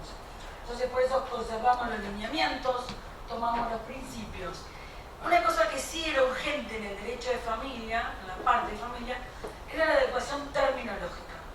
Y en realidad cuando uno habla de adecuación terminológica puede quedarse con una primera impresión de decir, bueno, quedaba reemplazar patria potestad por responsabilidad parental, porque a partir del 2015 se hizo eso. No, es un poco más, de tomar el espíritu de lo que el Código Civil y Comercial prometió, fundamentalmente para el derecho de familia, que es la constitucionalización del derecho de familia, y tomar eso, que el Código, digamos, que en realidad el presidente de la Corte dice los fundamentos del Código, y plasmarlos en el Código Procesal. Entonces, cuando hablamos de una adecuación terminológica, es tomar ese espíritu y llevarlo a cada una de las instituciones. Y en esto, ¿dónde lo hemos reflejado? En el tema competencia. ¿Qué hicimos en el tema de competencia? Sumamos, ¿sí? Yo voy a tratar de ser bien concisa y rápida, así escuchamos sus preguntas y sus comentarios. En competencia, lo primero, yo ahí les puse algunas, ¿no es cierto? Primero es empezar a hablar de uniones convivenciales, digamos, decir, y más allá que ustedes saben que no fue fácil, que entendamos que todo lo que tiene que ver con uniones convivenciales forma parte o debe intervenir los juzgados de familia. ¿Por qué decimos que no fue fácil? Porque el foro de familia les fue negado durante mucho tiempo a las uniones convivenciales, antes llamadas concubinatos, uniones de hecho y demás, inclusive en aspectos tan delicados como violencia. Es decir, si son unidos de hecho, vayan a justicia penal. Esto es para familia. ¿Para qué tipo de familia? Las matrimoniales. Cuestiones patrimoniales a la justicia civil. Ahora plasmamos el código con una intencionalidad clara, como lo hace el Código Civil. Si después del matrimonio el legislador decidió poner la institución de las uniones convivenciales, sin duda alguna, está dentro de la competencia del fuero de familia. Y así se plasmó en cuestiones derivadas de las uniones convivenciales. ¿Cuáles todas? Todas las que deriven pertenecen al fuero de familia. Cuestiones en ejercicio de los deberes y derechos progenitores afines. Ustedes me dirán, bueno, pero Karina, en ese punto intervenía ya la justicia de familia. Lo que nosotros quisimos es darle la misma importancia que le daba el código, a plasmar y decir claramente, esto es tema del foro de familia. Y darle el lugar distinto como se lo daba el código. En relación al régimen de comunicación entre parientes, ustedes saben que es más amplio, que ahí se habla de la comparación de interés legítimo por el Código Civil, entonces también lo clamamos y lo diferenciamos. ¿De qué? De la responsabilidad parental. Pusimos una cuestión aparte y hablamos de este régimen de comunicación que nosotros con intencionalidad proyectamos, que cada vez sea más amplio los requerimientos, porque la legitimación en el reclamo del régimen de comunicación es amplio. Si bien está la norma de parientes, la intencionalidad no es dejarla reducida a los parientes que establece el Código Civil y Comercial, sino que aquella persona que tiene o que expresa un interés legítimo de visitar a alguien, ¿sí?, de tener comunicación con alguien, pueda concurrir a la justicia y así solicitarlo. En este sentido, hoy estábamos hablando con Agustín en el auto, hicimos una presentación desde el juzgado 7 de familia, que es el que yo tengo a cargo, en peticionarle a la Corte que nos empiece a diferenciar en las carátulas el abordaje de las problemáticas o de las situaciones que se presentan con los adultos mayores. Entonces, darle una tutela diferenciada. Y en esto también, ustedes saben que surgen los requerimientos de debido contacto, de acompañamiento por otras personas, digamos, y por esas personas que tienen ese interés legítimo que establece el Código Civil y Comercial. Una cuestión que está trayendo un poco de ruido es el tema de establecer la competencia en la pretensión resarcitoria derivada de las relaciones de familia. Esto un poco uno ve como que los asusta a la parte de los magistrados en el hecho de tener que abordar esta temática o creen que va a ser fuente de mucha más demanda laboral que la que tienen hasta la fecha, que ustedes saben que el Foro de Familia es mucha. En realidad lo que uno se trata es de lo que hoy muy bien exponía lo que decía recién Agustín, es la integralidad, es tener todas las herramientas. Si yo tengo, vamos a tomarlo en un tema, ¿sí?, como es filiación donde el daño se ve bien claro, ¿sí? Si yo estoy abordando la cuestión del emplazamiento y se está sustanciando toda la prueba delante mío, qué mejor que yo para poder saber si hubo daño y cuantificar ese daño posteriormente de que entiendo de qué procedo. Que termine todo el proceso conmigo y posteriormente se vaya a un juez civil y comercial y vuelva a abrir un proceso. Sin perjuicio de eso, y una vez que quede radicado, pero también es una herramienta en la medida de negociación de esta, que se puede llegar a dar en una etapa de una audiencia, y eso nadie lo puede desconocer. Si yo tengo, digamos, la posibilidad de abordar todos los aspectos que va a implicar esa afiliación, que es la afiliación, lo que va a derivar de la responsabilidad parental, las prestaciones alimentarias, los regímenes de comunicación, todo, y pueda hablar de la reparación económica, le damos una respuesta a ese planteo que tiene el mismo origen, porque no tiene otro, digamos, no va a ser el proceso de filiatorio el original, el que origina el daño. Y si lo fuera, yo estaría en mejores condiciones inclusive de cuantificarlo, eso que un juez civil y comercial, porque es sustancia delante de mí. Entonces, no, el destino es el hecho de dar una respuesta integral a ese todo que se le presenta a esa jueza o ese juez en ese momento, y principalmente donde es el que se lleva la resolución completa, es el justiciable que vino. Que filiación, por denominar algo, ustedes saben que es más abierto lo de las reparaciones económicas, en la gran mayoría de los casos son menores de edad, ¿sí? Son menores de edad, con lo cual tenemos mayor, ¿sí?, mayor obligación de dar una solución completa y no someter a ese niño o a esa niña o a ese adolescente a otro proceso que va a implicar una nueva escucha y demás cuestiones. Se pone restitución internacional de niños, que no había ninguna duda, lo que sí se le da el término adecuado. En relación a la competencia territorial, tomamos el concepto de centro de vida que usted viene siendo abordado y que en este punto ustedes dirán, bueno, pero ¿para qué otra vez? Si ya lo tenemos en el artículo 3, la 2661, si ya está en el código del 716. El hecho es fortalecer este concepto. El objetivo único que tiene es fortalecer y decir, bien, no hay duda que el principio rector para dirimir competencia territorial es centro de vida cuando hay niños o personas con capacidades restringidas. Que ese es lo que debe dirigirse ese juez que está cerca de ese vulnerado, ¿sí?, que puede tener cercanía, que puede conocer, que puede concurrir al juzgado y manifestarle sus inquietudes o lo que realmente requiere del mismo. En etapa previa, lo que se plasma es fortalecer esa etapa que ustedes saben que resulta de gran importancia, ¿sí?, en los procesos de familia.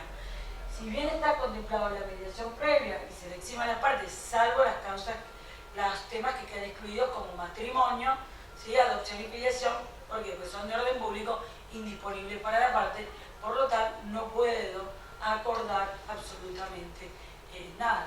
Bueno, se les exime la parte de transitar la etapa previa en el momento que hayan transitado y que obviamente lo que se orienta es lo que acaba de decir Agustín, que en esa instancia se aproveche para tratar de lograr la autocomposición de ese litigio.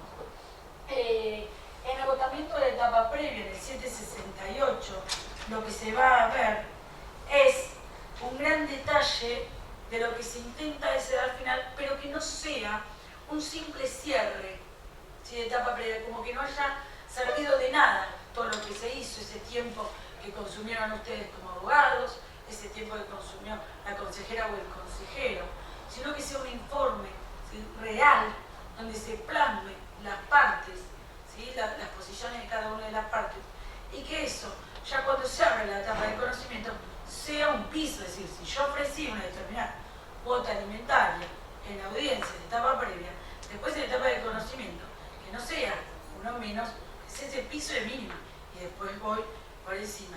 Y si hay que dirimir medidas cautelares, ¿sí? Que eso ayude, por lo cual lo que se orienta, cuando ustedes lo vean, es el tema, ¿sí? A que sea realmente efectivo. Se pone un plazo, y una cuestión importante que resalto también de Agustín, es el tema del sostenimiento del domicilio electrónico. Cuando ustedes vean el artículo, nosotros dejamos que permanezca el domicilio electrónico, que a los efectos de que sirva de notificación, ¿sí? Un plazo de 6 meses, que siga vigente ese domicilio electrónico. ¿Para qué? Para que ustedes, cuando tengan que volver a notificar o algo, no vuelvamos otra vez al principio a esperar a que una constituya o vayamos por el domicilio real, que es como lo que contaba ustedes, lo que viven ustedes a diario. Otra vez volver, y como ya saben que está en proceso la parte, y el profesional le puede llegar a decir, ojo, que en cualquier momento te llega la notificación, no habrá la puerta, más o menos, bueno, le va a llegar al domicilio constituido, lo va a mantener por una vigencia de un plazo de 6 meses, a los efectos de todas las cuestiones que se puedan sustanciar en esa cuestión. Reapertura de la etapa previa, en el 769 planteamos un periodo en el cual se puede reabrir. ¿O por qué? Porque tuvieron un tiempo de reflexión, porque la situación cambió, porque hay otras herramientas para poder determinar. Ustedes saben que familia, ¿qué es lo que les sucede? Muta todo el tiempo la situación de las partes. No puede plasmar determinadas cuestiones mínimas, pero pueden cambiar. Entonces, si cambiaron, piden la reapertura, se reabre la etapa previa. Es decir, por ahí están más preparados por instancias conciliatorias que para un proceso, ¿sí? Para ponerlo en una etapa de conocimiento directamente. Después, lo que se plasmó es determinados procesos especiales. En el primero que figura, que es el de determinación de la capacidad, hay una necesidad imperiosa por modificarlo. Ustedes saben que prácticamente no estamos usando el código procesal. ¿Por qué? Porque no sirve. Tiene un modelo médico que no se condice en absoluto, ¿sí? Con el Código Civil y Comercial, con las reglas del 31, no se condice con la Convención sobre la discapacidad de las personas. De hecho, inclusive podemos decir que es violatorio. Es decir que yo voy a iniciar un proceso de restricción de capacidades con 2 certificados médicos es negar todos los derechos que están consagrados en la Convención de Derechos del Niño, del discapacitado, y en el artículo 12, ¿sí? Es lo que marca, en el artículo 12 y 13, que nos marca el tema de cómo la justicia debemos posicionarnos en realidad en relación a estas personas, ¿sí? A estas necesidades que tiene esta persona. Es un proceso que en esta determinación está pensado para adherir a la Convención y a la Ley de Salud Mental. El primer cambio que ustedes van a ver es que nosotros hoy, en el proceso de determinación de la capacidad, tenemos el inicio de la demanda, ¿sí? Con los legitimados que establece el Código Civil, y ¿qué pasa automáticamente? Apertura, ¿sí? Aprueba. Esto se reformula, ¿sí? Y salvo el caso que sea el propio interesado el que se autoinicia el proceso, si es un tercero, se le va a correr, digamos, se le va a poner en conocimiento de la demanda iniciada. ¿Para qué? Para el caso que entienda que es excesiva, que no resulta adecuada, o las razones que tenga herramientas para expulsarla. En el sistema hoy anterior, la persona que se le sigue el proceso, lo único que puede hacer es incorporar pruebas a los efectos de probar que su capacidad, pero ya está cuestionada y ya está abierto el proceso. Lo que se busca con los cambios de paradigma que se plasman en este proceso es empezar bien, como nosotros tratamos de decir, y el primero que va a tener conocimiento de que se le inició un proceso de restricción de capacidades es el interesado, y en ese momento puede rechazar la acción a través de decir, mire, lo que los intereses por los cuales se nos inicia, lejos está de mi protección, lejos está de mi protección.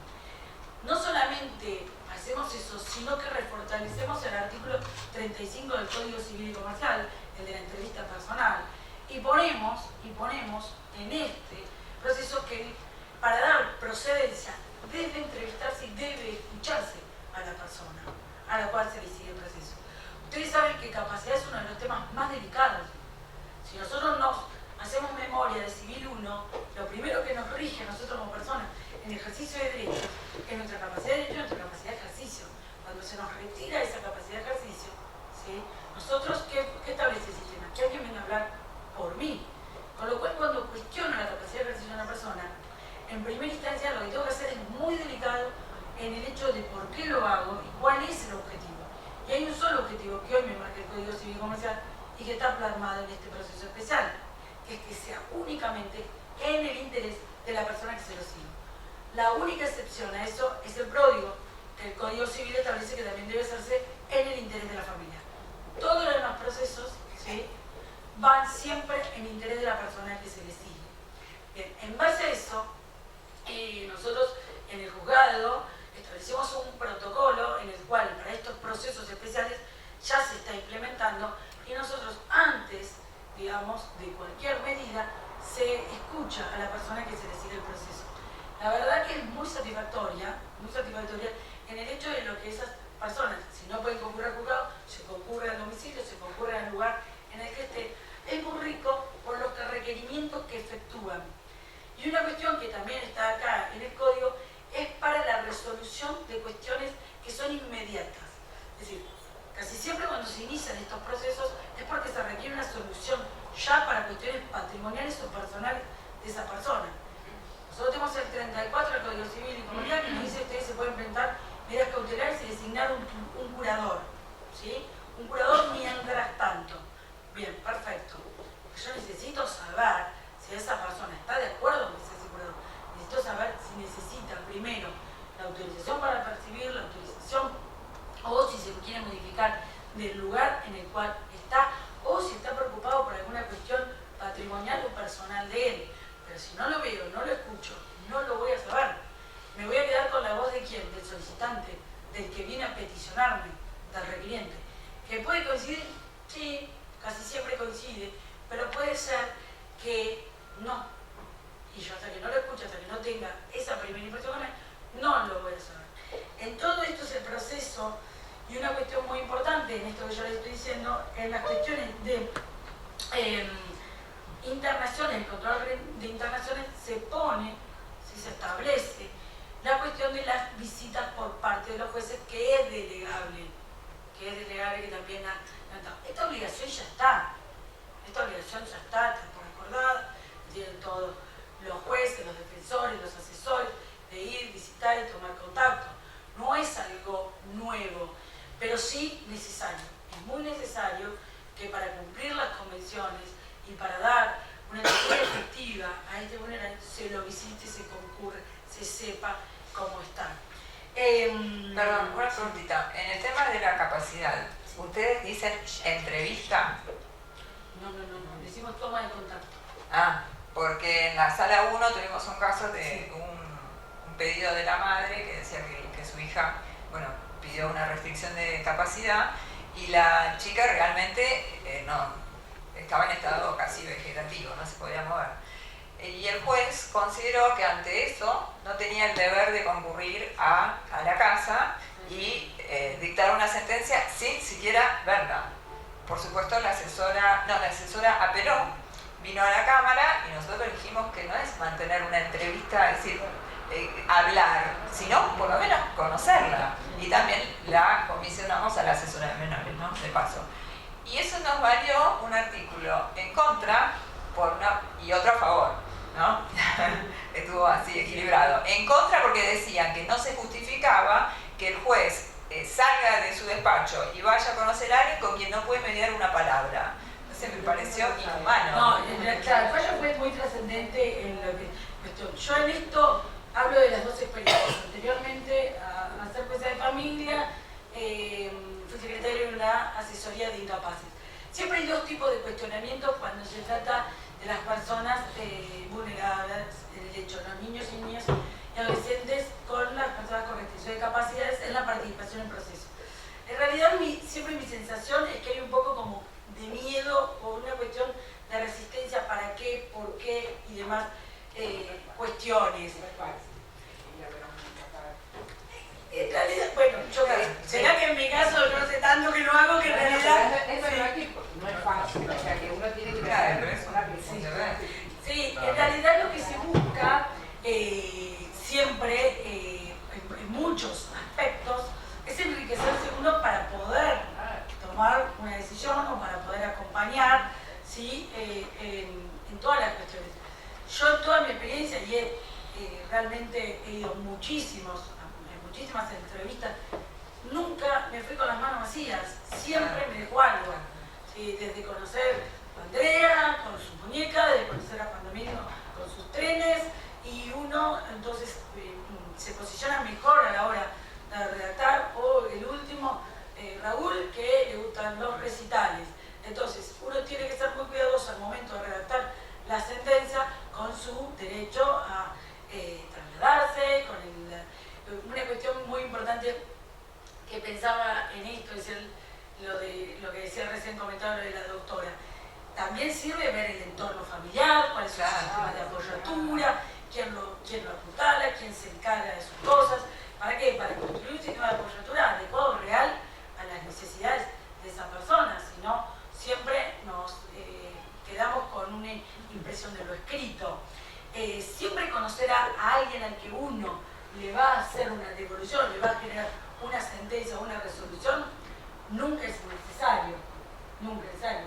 Y en relación a los trabajos publicados, uno cuando empieza este tema también habla de la inconstitucionalidad del artículo 31, hay un trabajo de un doctrinario muy conocido que habla de la inconstitucionalidad.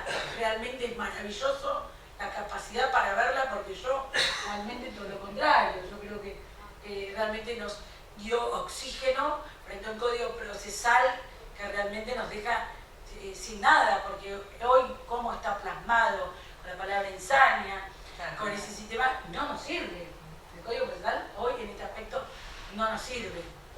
Pero bueno, esos son posicionamientos. Desde ese lugar está pensado este proceso. Claro, o sea, tomar contacto, ese es el término. Tomar contacto. Perfecto. O sea que no entrevista. No entrevista. Perfecto. Igual también, si bien el fallo de Cámara fue muy valioso y fue muy motivado, a eso y la pericia, la revisión de la pericia, fue 2 veces tomado por la Corte de Nación, y un concepto con respecto a la salud mental que no es uno solo y que se queda permanentemente en el tiempo, que amerita la revisión.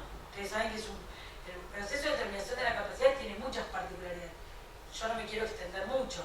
Tiene la cuestión de la pericia, de esta mirada de salud mental integral, y tiene la cuestión de revisión para que no lo tomemos como un hecho en concreto, que cae la sentencia y nunca más va a poder modificarse esas situaciones. ¿Sí? El segundo, violencia familiar, doméstica y género, eso la verdad que necesitaría mucho tiempo. La idea es sumar mayor cantidad de herramientas para que los jueces de familia puedan resolver este tema que los atraviesa, que nos preocupa, que es realmente muy complejo en el diario por todas las aristas que tiene. Me detengo un poquito en el tema en adopción. En adopción se han generado bastantes confusiones en lo que uno ha tratado de plasmar. No es que también hay una ley de adopción específica. Adopción, ustedes saben que es una institución que siempre está en cuestionamiento, siempre está cuestionada. Sacamos una ley y a los 6 meses estamos pensando que esa ley no es suficiente. Si bien nosotros, familia en todas las instituciones tiene la particularidad que el Código Civil y Comercial siempre nos da muchas normas procesales. A diferencia de otras instituciones en que prácticamente no vamos a observar ni una norma procesal, familia, matrimonio tiene normas procesales, adopción son más normas procesales que ninguna, filiación también, dice quién está legitimado, quién no, todo nos regula. Eso no ha sido cuestionado a la fecha y sigue siempre sosteniéndose en el entendimiento que la población que todos queremos negociarnos igual en cualquier punto del país. Nadie cuestiona, no todos inmediatamente diríamos que es inconstitucional. Hubo un solo cuestionamiento en la adopción que fue con la 24779, que cuando hicieron el registro de adoptantes en forma obligatoria, que vinieron todo el mundo y dijo, al momento eso sí es inconstitucional, no me obliguen. ¿Pero por qué decía? Porque las provincias ya tenían hecho un camino mucho, pero mucho más importante, realmente de gran eficiencia, con los registros de adoptantes. Entonces, no necesitaban que en una ley de nación vinieran a regular algo que a ellos les funcionaba. Bueno, se cambió con el 25.854 y establecieron un sistema de adhesión. Y ahora, bueno, estamos funcionando con ese registro. En esta adopción, lo que nosotros creemos, que entre lo que estableció el Código Civil y Comercial, lo que tiene la 14.528, hay situaciones en el diario que nos quedaron sin una solución en concreto o con grandes posibilidades de institucionalización prolongada de los niños. ¿Ven? Entonces, se da una herramienta para los jueces. Es decir, sería muy sencillo si nosotros hiciéramos como el Código Civil y Comercial dice, ¿qué presume el Código en adopción? Que todos los niños que se va a decretar esta adoptabilidad anteriormente tuvieron que una medida de abrigo, una medida de protección. En la práctica, ustedes saben que esto no es real, no es una ecuación que se da así. De hecho, no, si uno va a lo diario, hay muchísimos niños que ingresan a la declaración de estado de adoptabilidad que nunca tuvieron una medida de abrigo. Tendríamos que usar 2 horas para explicar las distintas situaciones que se dan con casos concretos. ¿Bien? De por qué no se dan esas situaciones.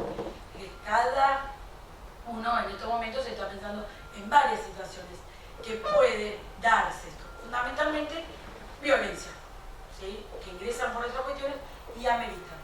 Entonces, lo que nosotros intentamos acá es dar una herramienta cuando sucede esos casos. ¿Por qué? Porque en la práctica lo que sucedía es que había plazos, digamos, todo lo que es en niñez, cuando aparece la 3298, aparece por el tema de la indeterminación de los plazos en los cuales tanto los órganos administrativos como los jueces tardaban en la resolución de los niños, en la resolución de la situación jurídica de esos niños. ¿Y qué pasaba? Largas institucionalizaciones o que nuestros niños adquirían la mayoría de edad sin que el juez que los tenía a cargo, sin que la jueza tenía a cargo, les haya entregado una resolución a su problemática. ¿Sí? Ustedes saben que niñez tiene una particularidad en tiempos. Si a nosotros nos parece grave 15 años de proceso, ¿sí? Si nos parece grave, en niñez se va la infancia. Nosotros tenemos, en el caso particular, tengo 20 años, no, mentira. Tengo 47 años de... ¿Cuánto fue mi infancia? 12 años según el Código Civil y Comercial. Porque niños es hasta los 13. ¿Bien? Cuando yo paso esa edad, en respecto a adopción, pierdo chances adoptivas, ustedes lo saben, que es muy complejo, por eso tenemos leyes de autoavalimiento y demás cuestiones en relación a los adolescentes. Por eso hago hincapié en niñez. Esa niñez institucionalizada es violatoria de la Convención de los Derechos del Niño. Entonces, la herramienta de lo que se trata es cumplir con la no institucionalización, dando herramientas para que el juez, en el camino que se resuelve esa situación, ¿sí?, esté ese niño en un ámbito familiar. En cualquiera, no señora. Tomo pretensos adoptantes del registro de las personas, y esto está avalado ya por 2 fallos de corte, y en ese ámbito familiar se va generando, ¿sí?, este desarrollo que es lo que esperamos que suceda en cumplimiento de una infancia vivida en un ámbito familiar. En esta línea establecimos un plazo para el juicio de adopción. Ustedes saben que tenemos 3 etapas. Estado de adoptabilidad, guarda bienes adoptivos, tenemos plazo. Estado de adoptabilidad también tenemos plazo. Cuando el juez toma un alojamiento institucional, carecíamos de plazo, lo establecemos y le damos un plazo. Bien, entonces todo tiene plazo. ¿Para qué? Para dar una respuesta rápida a este niño o a esta niña. En el juicio de adopción, ustedes saben que hasta que no termine el juicio de adopción, el niño está en una situación de alta precariedad jurídica. ¿Por qué? Porque me decretaron el estado de adoptabilidad, entonces ya me desplazaron de la responsabilidad parental, no estoy más allá, pero tampoco me emplazo en relación a los adoptantes. ¿Cuándo me emplazo? Por la sentencia judicial. Entonces pusimos 6 meses. 6 meses. En 6 meses, que el juicio de adopción en realidad, si es frente al mismo juez que fue siguiendo todo el proceso como indica el Código Civil y Comercial, lo único que tiene es la audiencia y la escucha. Y el dictamen del asesor y obviamente que del fiscal. Y se terminó la cuestión porque no es remate. ¿Por qué? Porque lo siguió teniendo bajo su órbita y se estuvo en contacto, que es lo que sucede en la práctica. Siempre ya hubo un ambiental y es cerca del acuerdo fines adoptivos. Y fortalecemos el inicio de oficio que establece el Código Civil y Comercial. Brevemente en divorcio, y ya juro que me callo, mentira, siempre hablo mucho, pero no importa, voy a tratar. Establecemos el tema del plazo, ¿sí?, de 10 días. Se disminuyen los plazos para el dictado de la sentencia de divorcio. ¿Por qué? Porque si el legislador de Civil y Comercial trató que el divorcio fuera algo rápido, que las partes incorporaban convenio regulador, después 40 días para el dictado de la sentencia, que en realidad ¿qué no sucede? ¿Qué no sucede en la práctica? Cambiamos los nombres. ¿Por qué? Porque el convenio ya está. Y a la sentencia que le agregamos el convenio. Es decir, usar 40 días para el dictado de una sentencia de divorcio es porque tenemos gran cantidad de trabajo.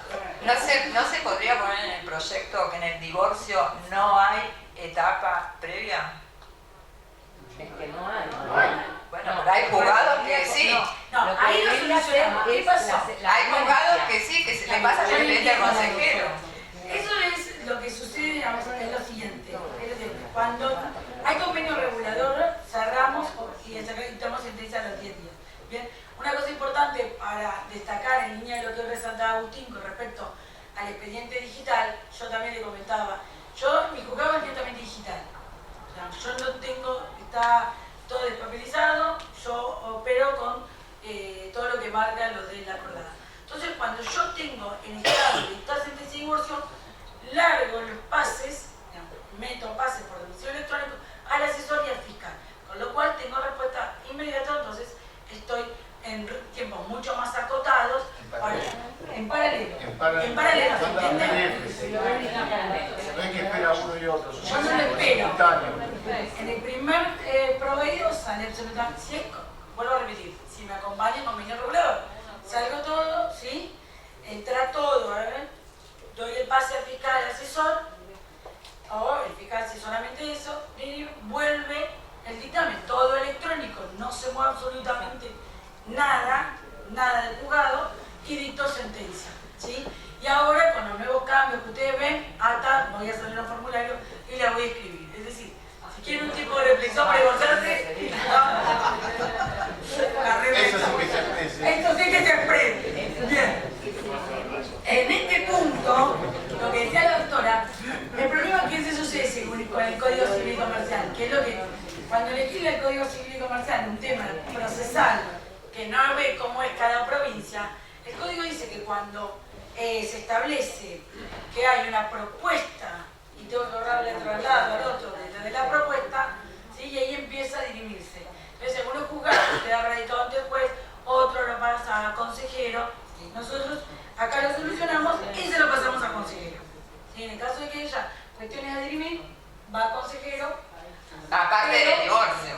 Dicta más. Antes o después. El tema es el plazo, si es antes o después mandar. No, siempre se dicta, pero el Código Civil y Comercial eso es claro.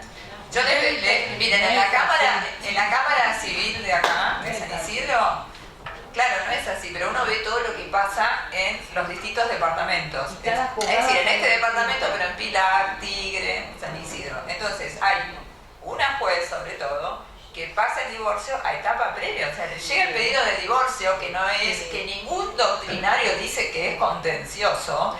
Y es más, es extra contencioso. Y es más, el doctor Germanovich me contaba que en Nación le dan trámite ordinario a algunos jueces al divorcio. Porque se excusan en que no hay ninguna norma que diga que no le puede dar trámite ordinario. Por eso digo, si el proyecto dice que no hay etapa previa, porque la verdad que no hay uniformidad, ¿sí? Sí. No, bueno, yo una cosa importante, porque eso se siente todo el tiempo, digamos. Uniformidad nunca va a haber. Esto es una realidad en el aspecto de que para eso deberíamos hacer 2.600, 400 artículos contemplando la potencialidad de lo que podría decir. Nosotros siempre, cada vez que damos las charlas, decimos lo mismo. Lo que es son reglas mínimas. Traer unos puntos. Principios. Claro, regla mínima. La realidad es que, como el otro día nos pasaba una reunión, dice, prescindir del consejero o la consejera de familia es una locura. Yo digo como juez, es una locura para mí. Digamos, en un proceso que nos plantean con alimentos. ¿Por qué no hay un proceso especial de alimentos? Porque en realidad, los alimentos deben sustentarse como otro proceso. Hoy estamos en una situación complicada porque tenemos dos. Entonces aparecen los mix. No hay duda. Van al proceso común como va cualquier otra temática que se aborde. Solamente los procesos especiales que requieren particularidades son estos. Todo lo demás dispensan autorizaciones por las particularidades mismas que tiene cada uno. A mí me parecía que había una pregunta, pues... No, bueno, en realidad está todo relacionado. Sí. Buenas tardes. Buenas tardes. Tuve la suerte de estar, como se dice vulgarmente, de los dos lados del mostrador. Evidentemente, la presencia, la inmediación era importante. Yo llegaba a 6:30, agarraba los expedientes, que tenía audiencia, los estudiaba, los testigos son propuestos por las partes, interrogo yo. Y así, por ejemplo, me decía, ¿cómo lo saben? Me lo dijo el abogado enfrente. Esto es un tema. Ahora, con el avance que tenemos de la tecnología, hemos visto también que, lamentablemente, o no sé, muchos abogados grandes, funcionarios judiciales, entre el nuevo código y el token este famoso, han decidido apartarse, jubilarse o lo que fuere. Con lo cual, muchas veces también lo puse en una apelación, va a tener más preponderancia probablemente aquel abogado que sepa más de cibernética que el que sepa de derecho. Pero en todo este contexto, lamentablemente, quien es responsable es el profesional, porque los juzgados tienen sus plazos, pueden demorarse un poco más. En cambio, nosotros, en la actividad profesional, tenemos que estar adivinando, y esto es lo que quería proponer, tenemos que estar adivinando cuál es el criterio de cada juzgado. Por ejemplo, viene cámara un expediente, un juzgado por devuelto, notifíquese, observada la cédula. ¿Por qué? No, tiene que transcribir la resolución de la cámara. ¿De dónde salió? ¿Por qué no lo ponen en el auto si es el criterio del juzgado? Inscribir una sucesión. ¿Qué necesita en el soporte papel? Solamente el título. Ok, título. Previamente acompáñese en soporte de papel los certificados. Entonces, hay un tendría que recurso, haber doctor, sí, hay un recurso que la Corte ofrece, que por ahí sería bueno motivar o transmitir, que realmente trae mucha eficiencia, por lo menos en mi experiencia, son los blogs. Digamos, nosotros tenemos un blog del juzgado donde ahí ponemos bueno, el pero... criterio. Doctora, no entiendo. No tenemos nada que hacer.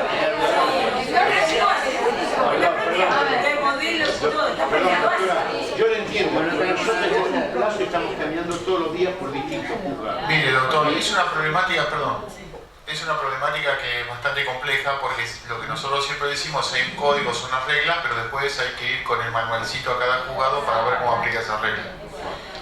Perdón, una cosita. Sí, discúlpeme. Me pasó en familia, por ejemplo, notifico fallecimiento de un alimentado.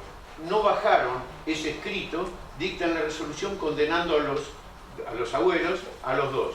Y yo digo, pero apelo, mire, falleció. Dice, no lo presentó en soporte de papel. En el juzgado me dijeron que no quería. Yo sé que está en la acordada de la corte. Bueno, se desestimó el recurso porque no había acompañado el soporte de papel. Digo, pero no entraron a ver que esto es una nulidad, que es una barbaridad. Han resuelto una condena a un fallecido. No, es cierto. Y la doctora... No, me río porque es una barbaridad realmente. Bueno, sin embargo, recurso in extremis, nada. nada, no hubo caso. Me dijeron, hubiera pedido que el abogado estaba al lado suyo, le diera sus datos para que le hiciera de testigo, que le dijeron que no era necesario el soporte de requisito, que ir con escribanos por todos los tribunales. Bueno, este tipo de cosas que lamentablemente se suceden todos los días y que estamos peleando, somos los responsables ante nuestros clientes. Entonces estamos luchando con esto y yo no sé si hay posibilidad de alguna normativa, disposición acordada, bula papal o algo así, que diga que todos los juzgados tienen que tener un criterio uniforme. No en la interpretación de la ley en la parte de fondo, sí en la de forma. Doctor, un poco volví a lo que le comentaba anteriormente. Discúlpeme el énfasis, ¿no? ¿Cómo? Discúlpeme el énfasis. No, pero lo veo... Total adherencia. La mayoría de los abogados del pasillo. Nosotros en el programa de oralidad, además hemos fijado un protocolo que justamente lo que hace es que se homogeneicen prácticas, digamos, para que el mismo juez de Mar del Plata tome lo mismo que el juez de La Plata. Y aún así también... El mismo departamento judicial, ¿no? Sí, bueno, pero... El mismo Mar del Plata y San Isidro es distinto, pero dentro de San Isidro mismo tenés distintos criterios. Juzgado 5 y juzgado 6 son diferentes. Que te caiga, o sea, es rezar que no te caiga en tal juzgado porque Claro. no sabés lo que es. Bueno, menos mal que es creyente, que puede rezar. O sea, Y a su vez el protocolo también ha generado, digamos, ciertas interpretaciones. O sea, lo que buscamos es que ya no es la ley, es un protocolo. Es como el avión cuando se sube el avión, usted se siente, bueno, yo no soy piloto, pero se sienta el avión, aprieta los dos primeros botones, escucha si está bien. Y es eso, ¿viste? Cuando entras a tu casa, abrís la llave, sacás la alarma, cerrás, volvés a poner la alarma. Digamos, un protocolo como de actuación, digamos, ¿no? Sí, sí. Bueno, sin embargo, como somos tan creativos los argentinos, dicen, ay, no, pero yo sé una forma de hacerlo mejor. Entonces dice, ¿por qué voy a tocar un botón y después los dos? Y si toco los dos inmediato, bueno, me ahorro un paso. Bueno, si es un protocolo hay que cumplirlo. Yo coincido con usted, doctor, en que el criterio del juez, la independencia judicial, está al momento de resolver la cuestión de mérito.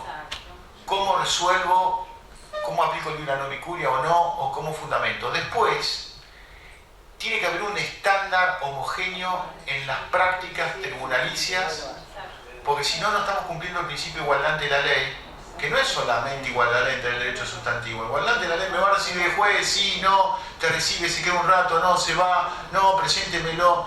Igual este es un desquicio. El desquicio es, porque nosotros somos, para no hacer una cosa, hacemos desquicio. Tráemelo digital y tráemelo en papel. Flaco, ¿te lo traigo digital o te lo traigo en papel?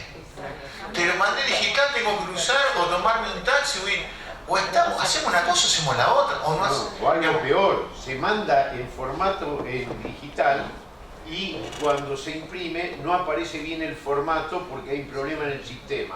Entonces, bueno, hay que mandar 4 veces un oficio o el registro. Claro, bueno, esa parte operativa yo no me puedo hacer cargo. Lo que le quiero decir es Pero si algo perdón, sirve para esto, para hacer terapia colectiva igual, ¿eh? Perdón, doctor, usted habló mucho de celeridad. Te dice, no me puedo hacer cargo. No, de la parte informática no me puedo hacer cargo.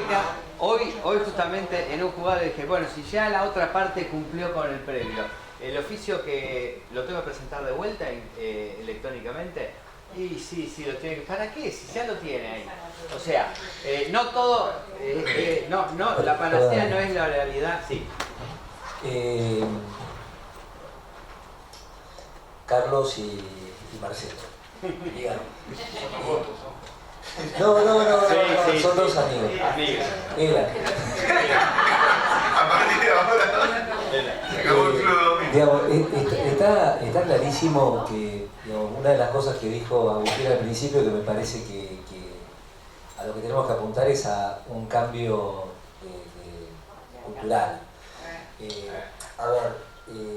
Yo lo primero que me empezaron a prender las luces de alarma cuando escuché una de las primeras cosas que dijo Agustín fue: llegaba a las 7:30, llego a las 7:30 al tribunal y veo que hay un abogado que le está diciendo que sea restrictivo. Y como abogado, digo, ¿y sabés qué es lo que pasa? Que muchas veces yo llego a las 10 de la mañana al juzgado y bueno, está. Entonces, lo que tenemos que empezar, creo que a pensar, Y esto es lo bueno que ha tenido el proceso de confección de este código, es claro, empezar a transparentar y empezar a que la ley adjetiva, que la regla del juego, que no es más que el código procesal, no es más que tener las reglas del juego y conocerlas, sirvan para lo que futbolísticamente hablando Bielsa piensa. Es decir, lo primero que tenemos que tener es fair play. Y este fair play debe darse de los dos lados del mostrador, porque la única posibilidad que tienen los ciudadanos de la provincia, los ciudadanos de la nación, ese 86% que yo le decía hace un rato a Karina, que descree en el sistema de justicia, tiene razón. Tienen razón. Si lo cierto es que 15 años o 10 años o 8 años un juicio, y lo cierto es que nos importa bastante poco la verdad y la búsqueda de la verdad y poder acceder a esa verdad por medio de un proceso. Y entonces, ¿para qué estamos? Digamos, por supuesto que yo creo firmemente en la defensa de la defensa, porque creo firmemente en cuál es mi rol como operador jurídico. Pero el rol del juez es otro. Y lo que nosotros no podemos hacer como abogados, y ahora hablo como colega de ustedes, no como presidente de colegio, tenemos que dejar de ser gestores. Y en esto estoy 100% de acuerdo. Si no podemos presentar 3 veces la misma cosa. No podemos decir, bueno, se perdió, y bueno, a mí qué me importa que se haya perdido. Hay algo peor, tendríamos que ser todos primer tamiz de las controversias que pueden introducirse. Absolutamente, yo siempre creo, digo, la primera entrevista con el cliente es absolutamente eso, es decir, uno baja desde un punto de vista, somos los primeros intérpretes de los hechos, y a partir de ser el primer intérprete de los hechos, bajarlo a la norma, y después poder presentarlo, después poder cranear desde un punto de vista, desde doble punto de vista, tanto el técnico como el saber que el juicio lo gano si puedo probar lo que dije, y si no, no lo voy a ganar. 2 cositas más. Primero, el 135 inciso sexto desaparece por el que mandar a primera instancia a notificar por devuelto. La Cámara notifica. Segundo lugar, la Cámara no tiene que mandar los expedientes de primera instancia, tiene que pedir la documentación y si hay error de foliatura lo tiene que corregir la Cámara. Y en tercer lugar, lo que hacemos nosotros por posterioridad senadora, si usted me trajo el formato en digital y no me trajo el escrito, le saco un despacho haciéndose saber que por única vez se lo voy a escanear yo. Que en lo sucesivo, por favor, traiga para cumplir con la 3886. Pero cuando entendamos el proceso que está, como decíamos al principio, para la vigencia de los derechos sustanciales y no para asfixiar los reclamos de los derechos sustanciales en los ritos procesales, vamos a tener un cambio de mentalidad. Por supuesto que implica un cambio de práctica y un compromiso, porque yo también veo llegar jueces no a las 10 sino a las 11 de la mañana. Jueces civiles y comerciales. Entonces, por supuesto que le tengo muchísima envidia a esos jueces. Doctora, Sí, una cosita nada más, simplemente, discúlpeme. En el tema de la violencia familiar, hay algo que quizás puede corregirse, no sé cómo, por la falta de material, que lo vengo comprobando. Me parece perfecta la ley de violencia cuando el hecho es real. Se hace la denuncia, 48 horas, interdicción de acercamiento o se lo excluye del hogar. Pero después, por lo menos no lo he visto, está la posibilidad de verificar si esta persona denunciada es Robledo Puch o San Francisco de Asís, porque muchas veces se toma como método extorsivo. O al revés, si realmente es cierto la protección de la persona que sufrió la violencia, porque no se puede poner una consigna policial en cada casa. Y esto realmente me preocupa a nivel de violencia. Lo primero que todos sabemos, los que estamos acá, es que es un tema complejo, que está atravesada la sociedad, y son medidas cautelares, digamos. Y la Corte ha dicho muy categóricamente que lo único que no puede hacer un juez o una jueza en violencia es no tomar ninguna medida. La cuestión es que uno tiene que elegir un camino, o le da un plazo de vigencia a la medida, y qué pasa en ese plazo de vigencia, o lo difiere al informe con el cuerpo técnico, ¿sí? De interacción del artículo 8 de la ley. Sustanciado eso, digamos, es largo, digamos, para poder explicar en violencia, digamos. Uno trata de darle la herramienta a través de esto, del Código Procesal, más allá de la que ya está en la ley, de tomar medidas en protección de la víctima y el grupo familiar. Despejado eso, lo que marca todo el sistema es que despejado el tema de la violencia, es decir, que ya no se esté sucediendo, es empezar otro proceso que es el de fortalecimiento de la víctima, el contacto, todo, ¿para qué? Para que ese grupo familiar rote y se posicione al otro lado. Para esto hay que hablar de lo que es la violencia episódica, de la estructural. La estructural requiere mayor intervencionismo por parte de no solamente de los jueces, sino por parte de los órganos del Poder Ejecutivo encargado para reformular determinados posicionamientos, de la episódica, que es sustanciado como una terapia o una gestión, nos permite posicionarnos en otro lugar. Eso despeje nos lo da el cuerpo técnico, ¿sí? Digamos, el hecho. Automáticamente lo que hay que pasar, yo por ahí estoy complicada con la visión que tenemos en el Departamento Judicial de La Plata, que hasta hace poco fue distinta porque había 2 juzgados protectorios, entonces todo se abordaba de ese lugar. En realidad el sistema permite, ¿sí? Permite que efectúe el cuerpo técnico, ¿sí? El mismo juez que dictó la medida, si el cuerpo técnico surge que no hay indicadores de violencia o que las partes, a través de terapia, a través de meditación, de lo que sea, están en condiciones de que no les rija una medida de un perímetro, levantar las medidas y que opere en lo que nosotros denominamos comúnmente como materias de fondo. Es decir, que se sienten, que dialoguen sobre cómo van a llevar adelante los cuidados de sus hijos y demás cuestiones. Pero el sistema nos deja en un momento como entrampados que no podemos todavía encontrarle el camino a la violencia en ese sentido de hacerla cerrar. Pero usted está convencida del equipo técnico con el tiempo que puede dedicarle a los casos de violencia realmente pueden determinar la personalidad violenta o no de esta persona. A veces no llegan Con la mera sospecha, claro. ¿Cómo? ni entrevistas. No se puede implementar, no se puede implementar un procedimiento de revisión, perdón, un procedimiento de revisión oral y actuado, por Están todas las ejemplo. medidas cautelares, digamos, son medidas cautelares. Sí, bueno, pero Tienen la vigencia de eso.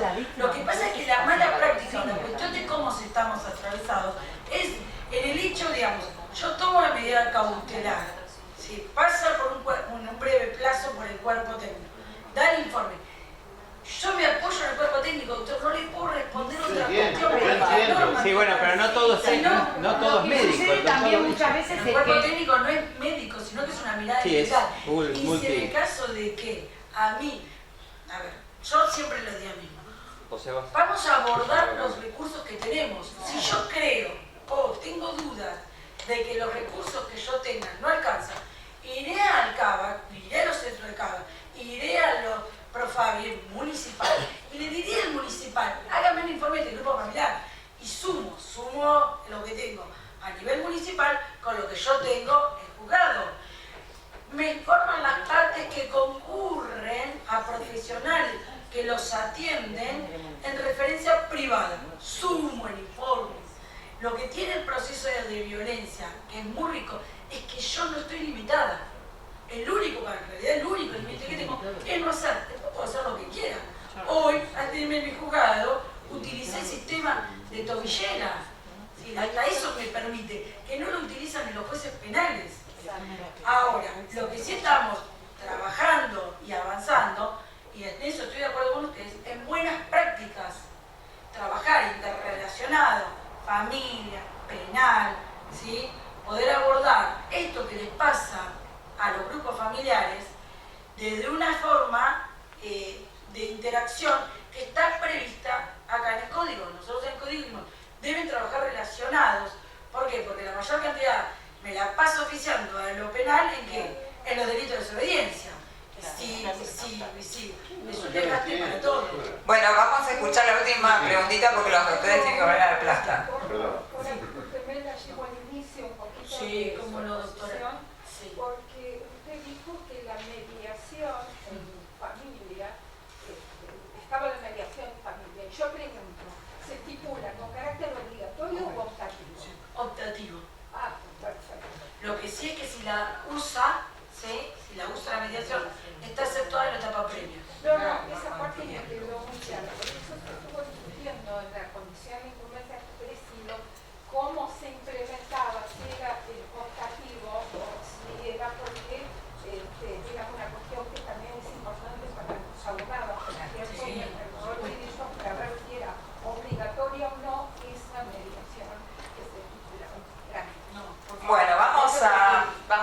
concluir la jornada, y la verdad que no puedo concluirla sin mencionar al director del Instituto de Derecho Procesal, el doctor Arasi, que refiriéndose al Código Civil y Comercial de la Nación, él dijo que lo primero que tenemos que hacer para que una reforma funcione es cambiar nosotros, porque el cambio legislativo no es suficiente.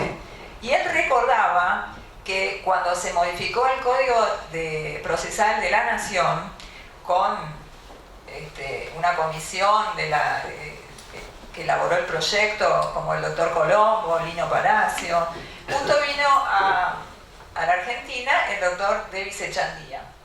Y Davis Echandía leyó el proyecto de la 22434 que modificó casi todo el Código Procesal de Nación, y fíjense las palabras que dijo, a ver si se cumplieron. El doctor Davis Echandía dijo: después de leer este código, no tengo dudas que la justicia argentina va a transitar por un camino de eficiencia, juicios breves y sentencias justas.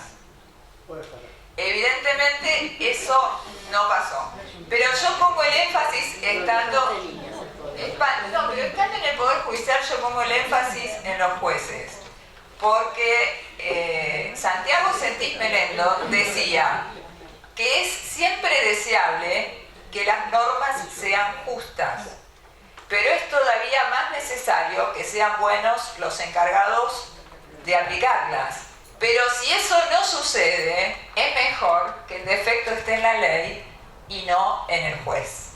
Muchas gracias por hoy.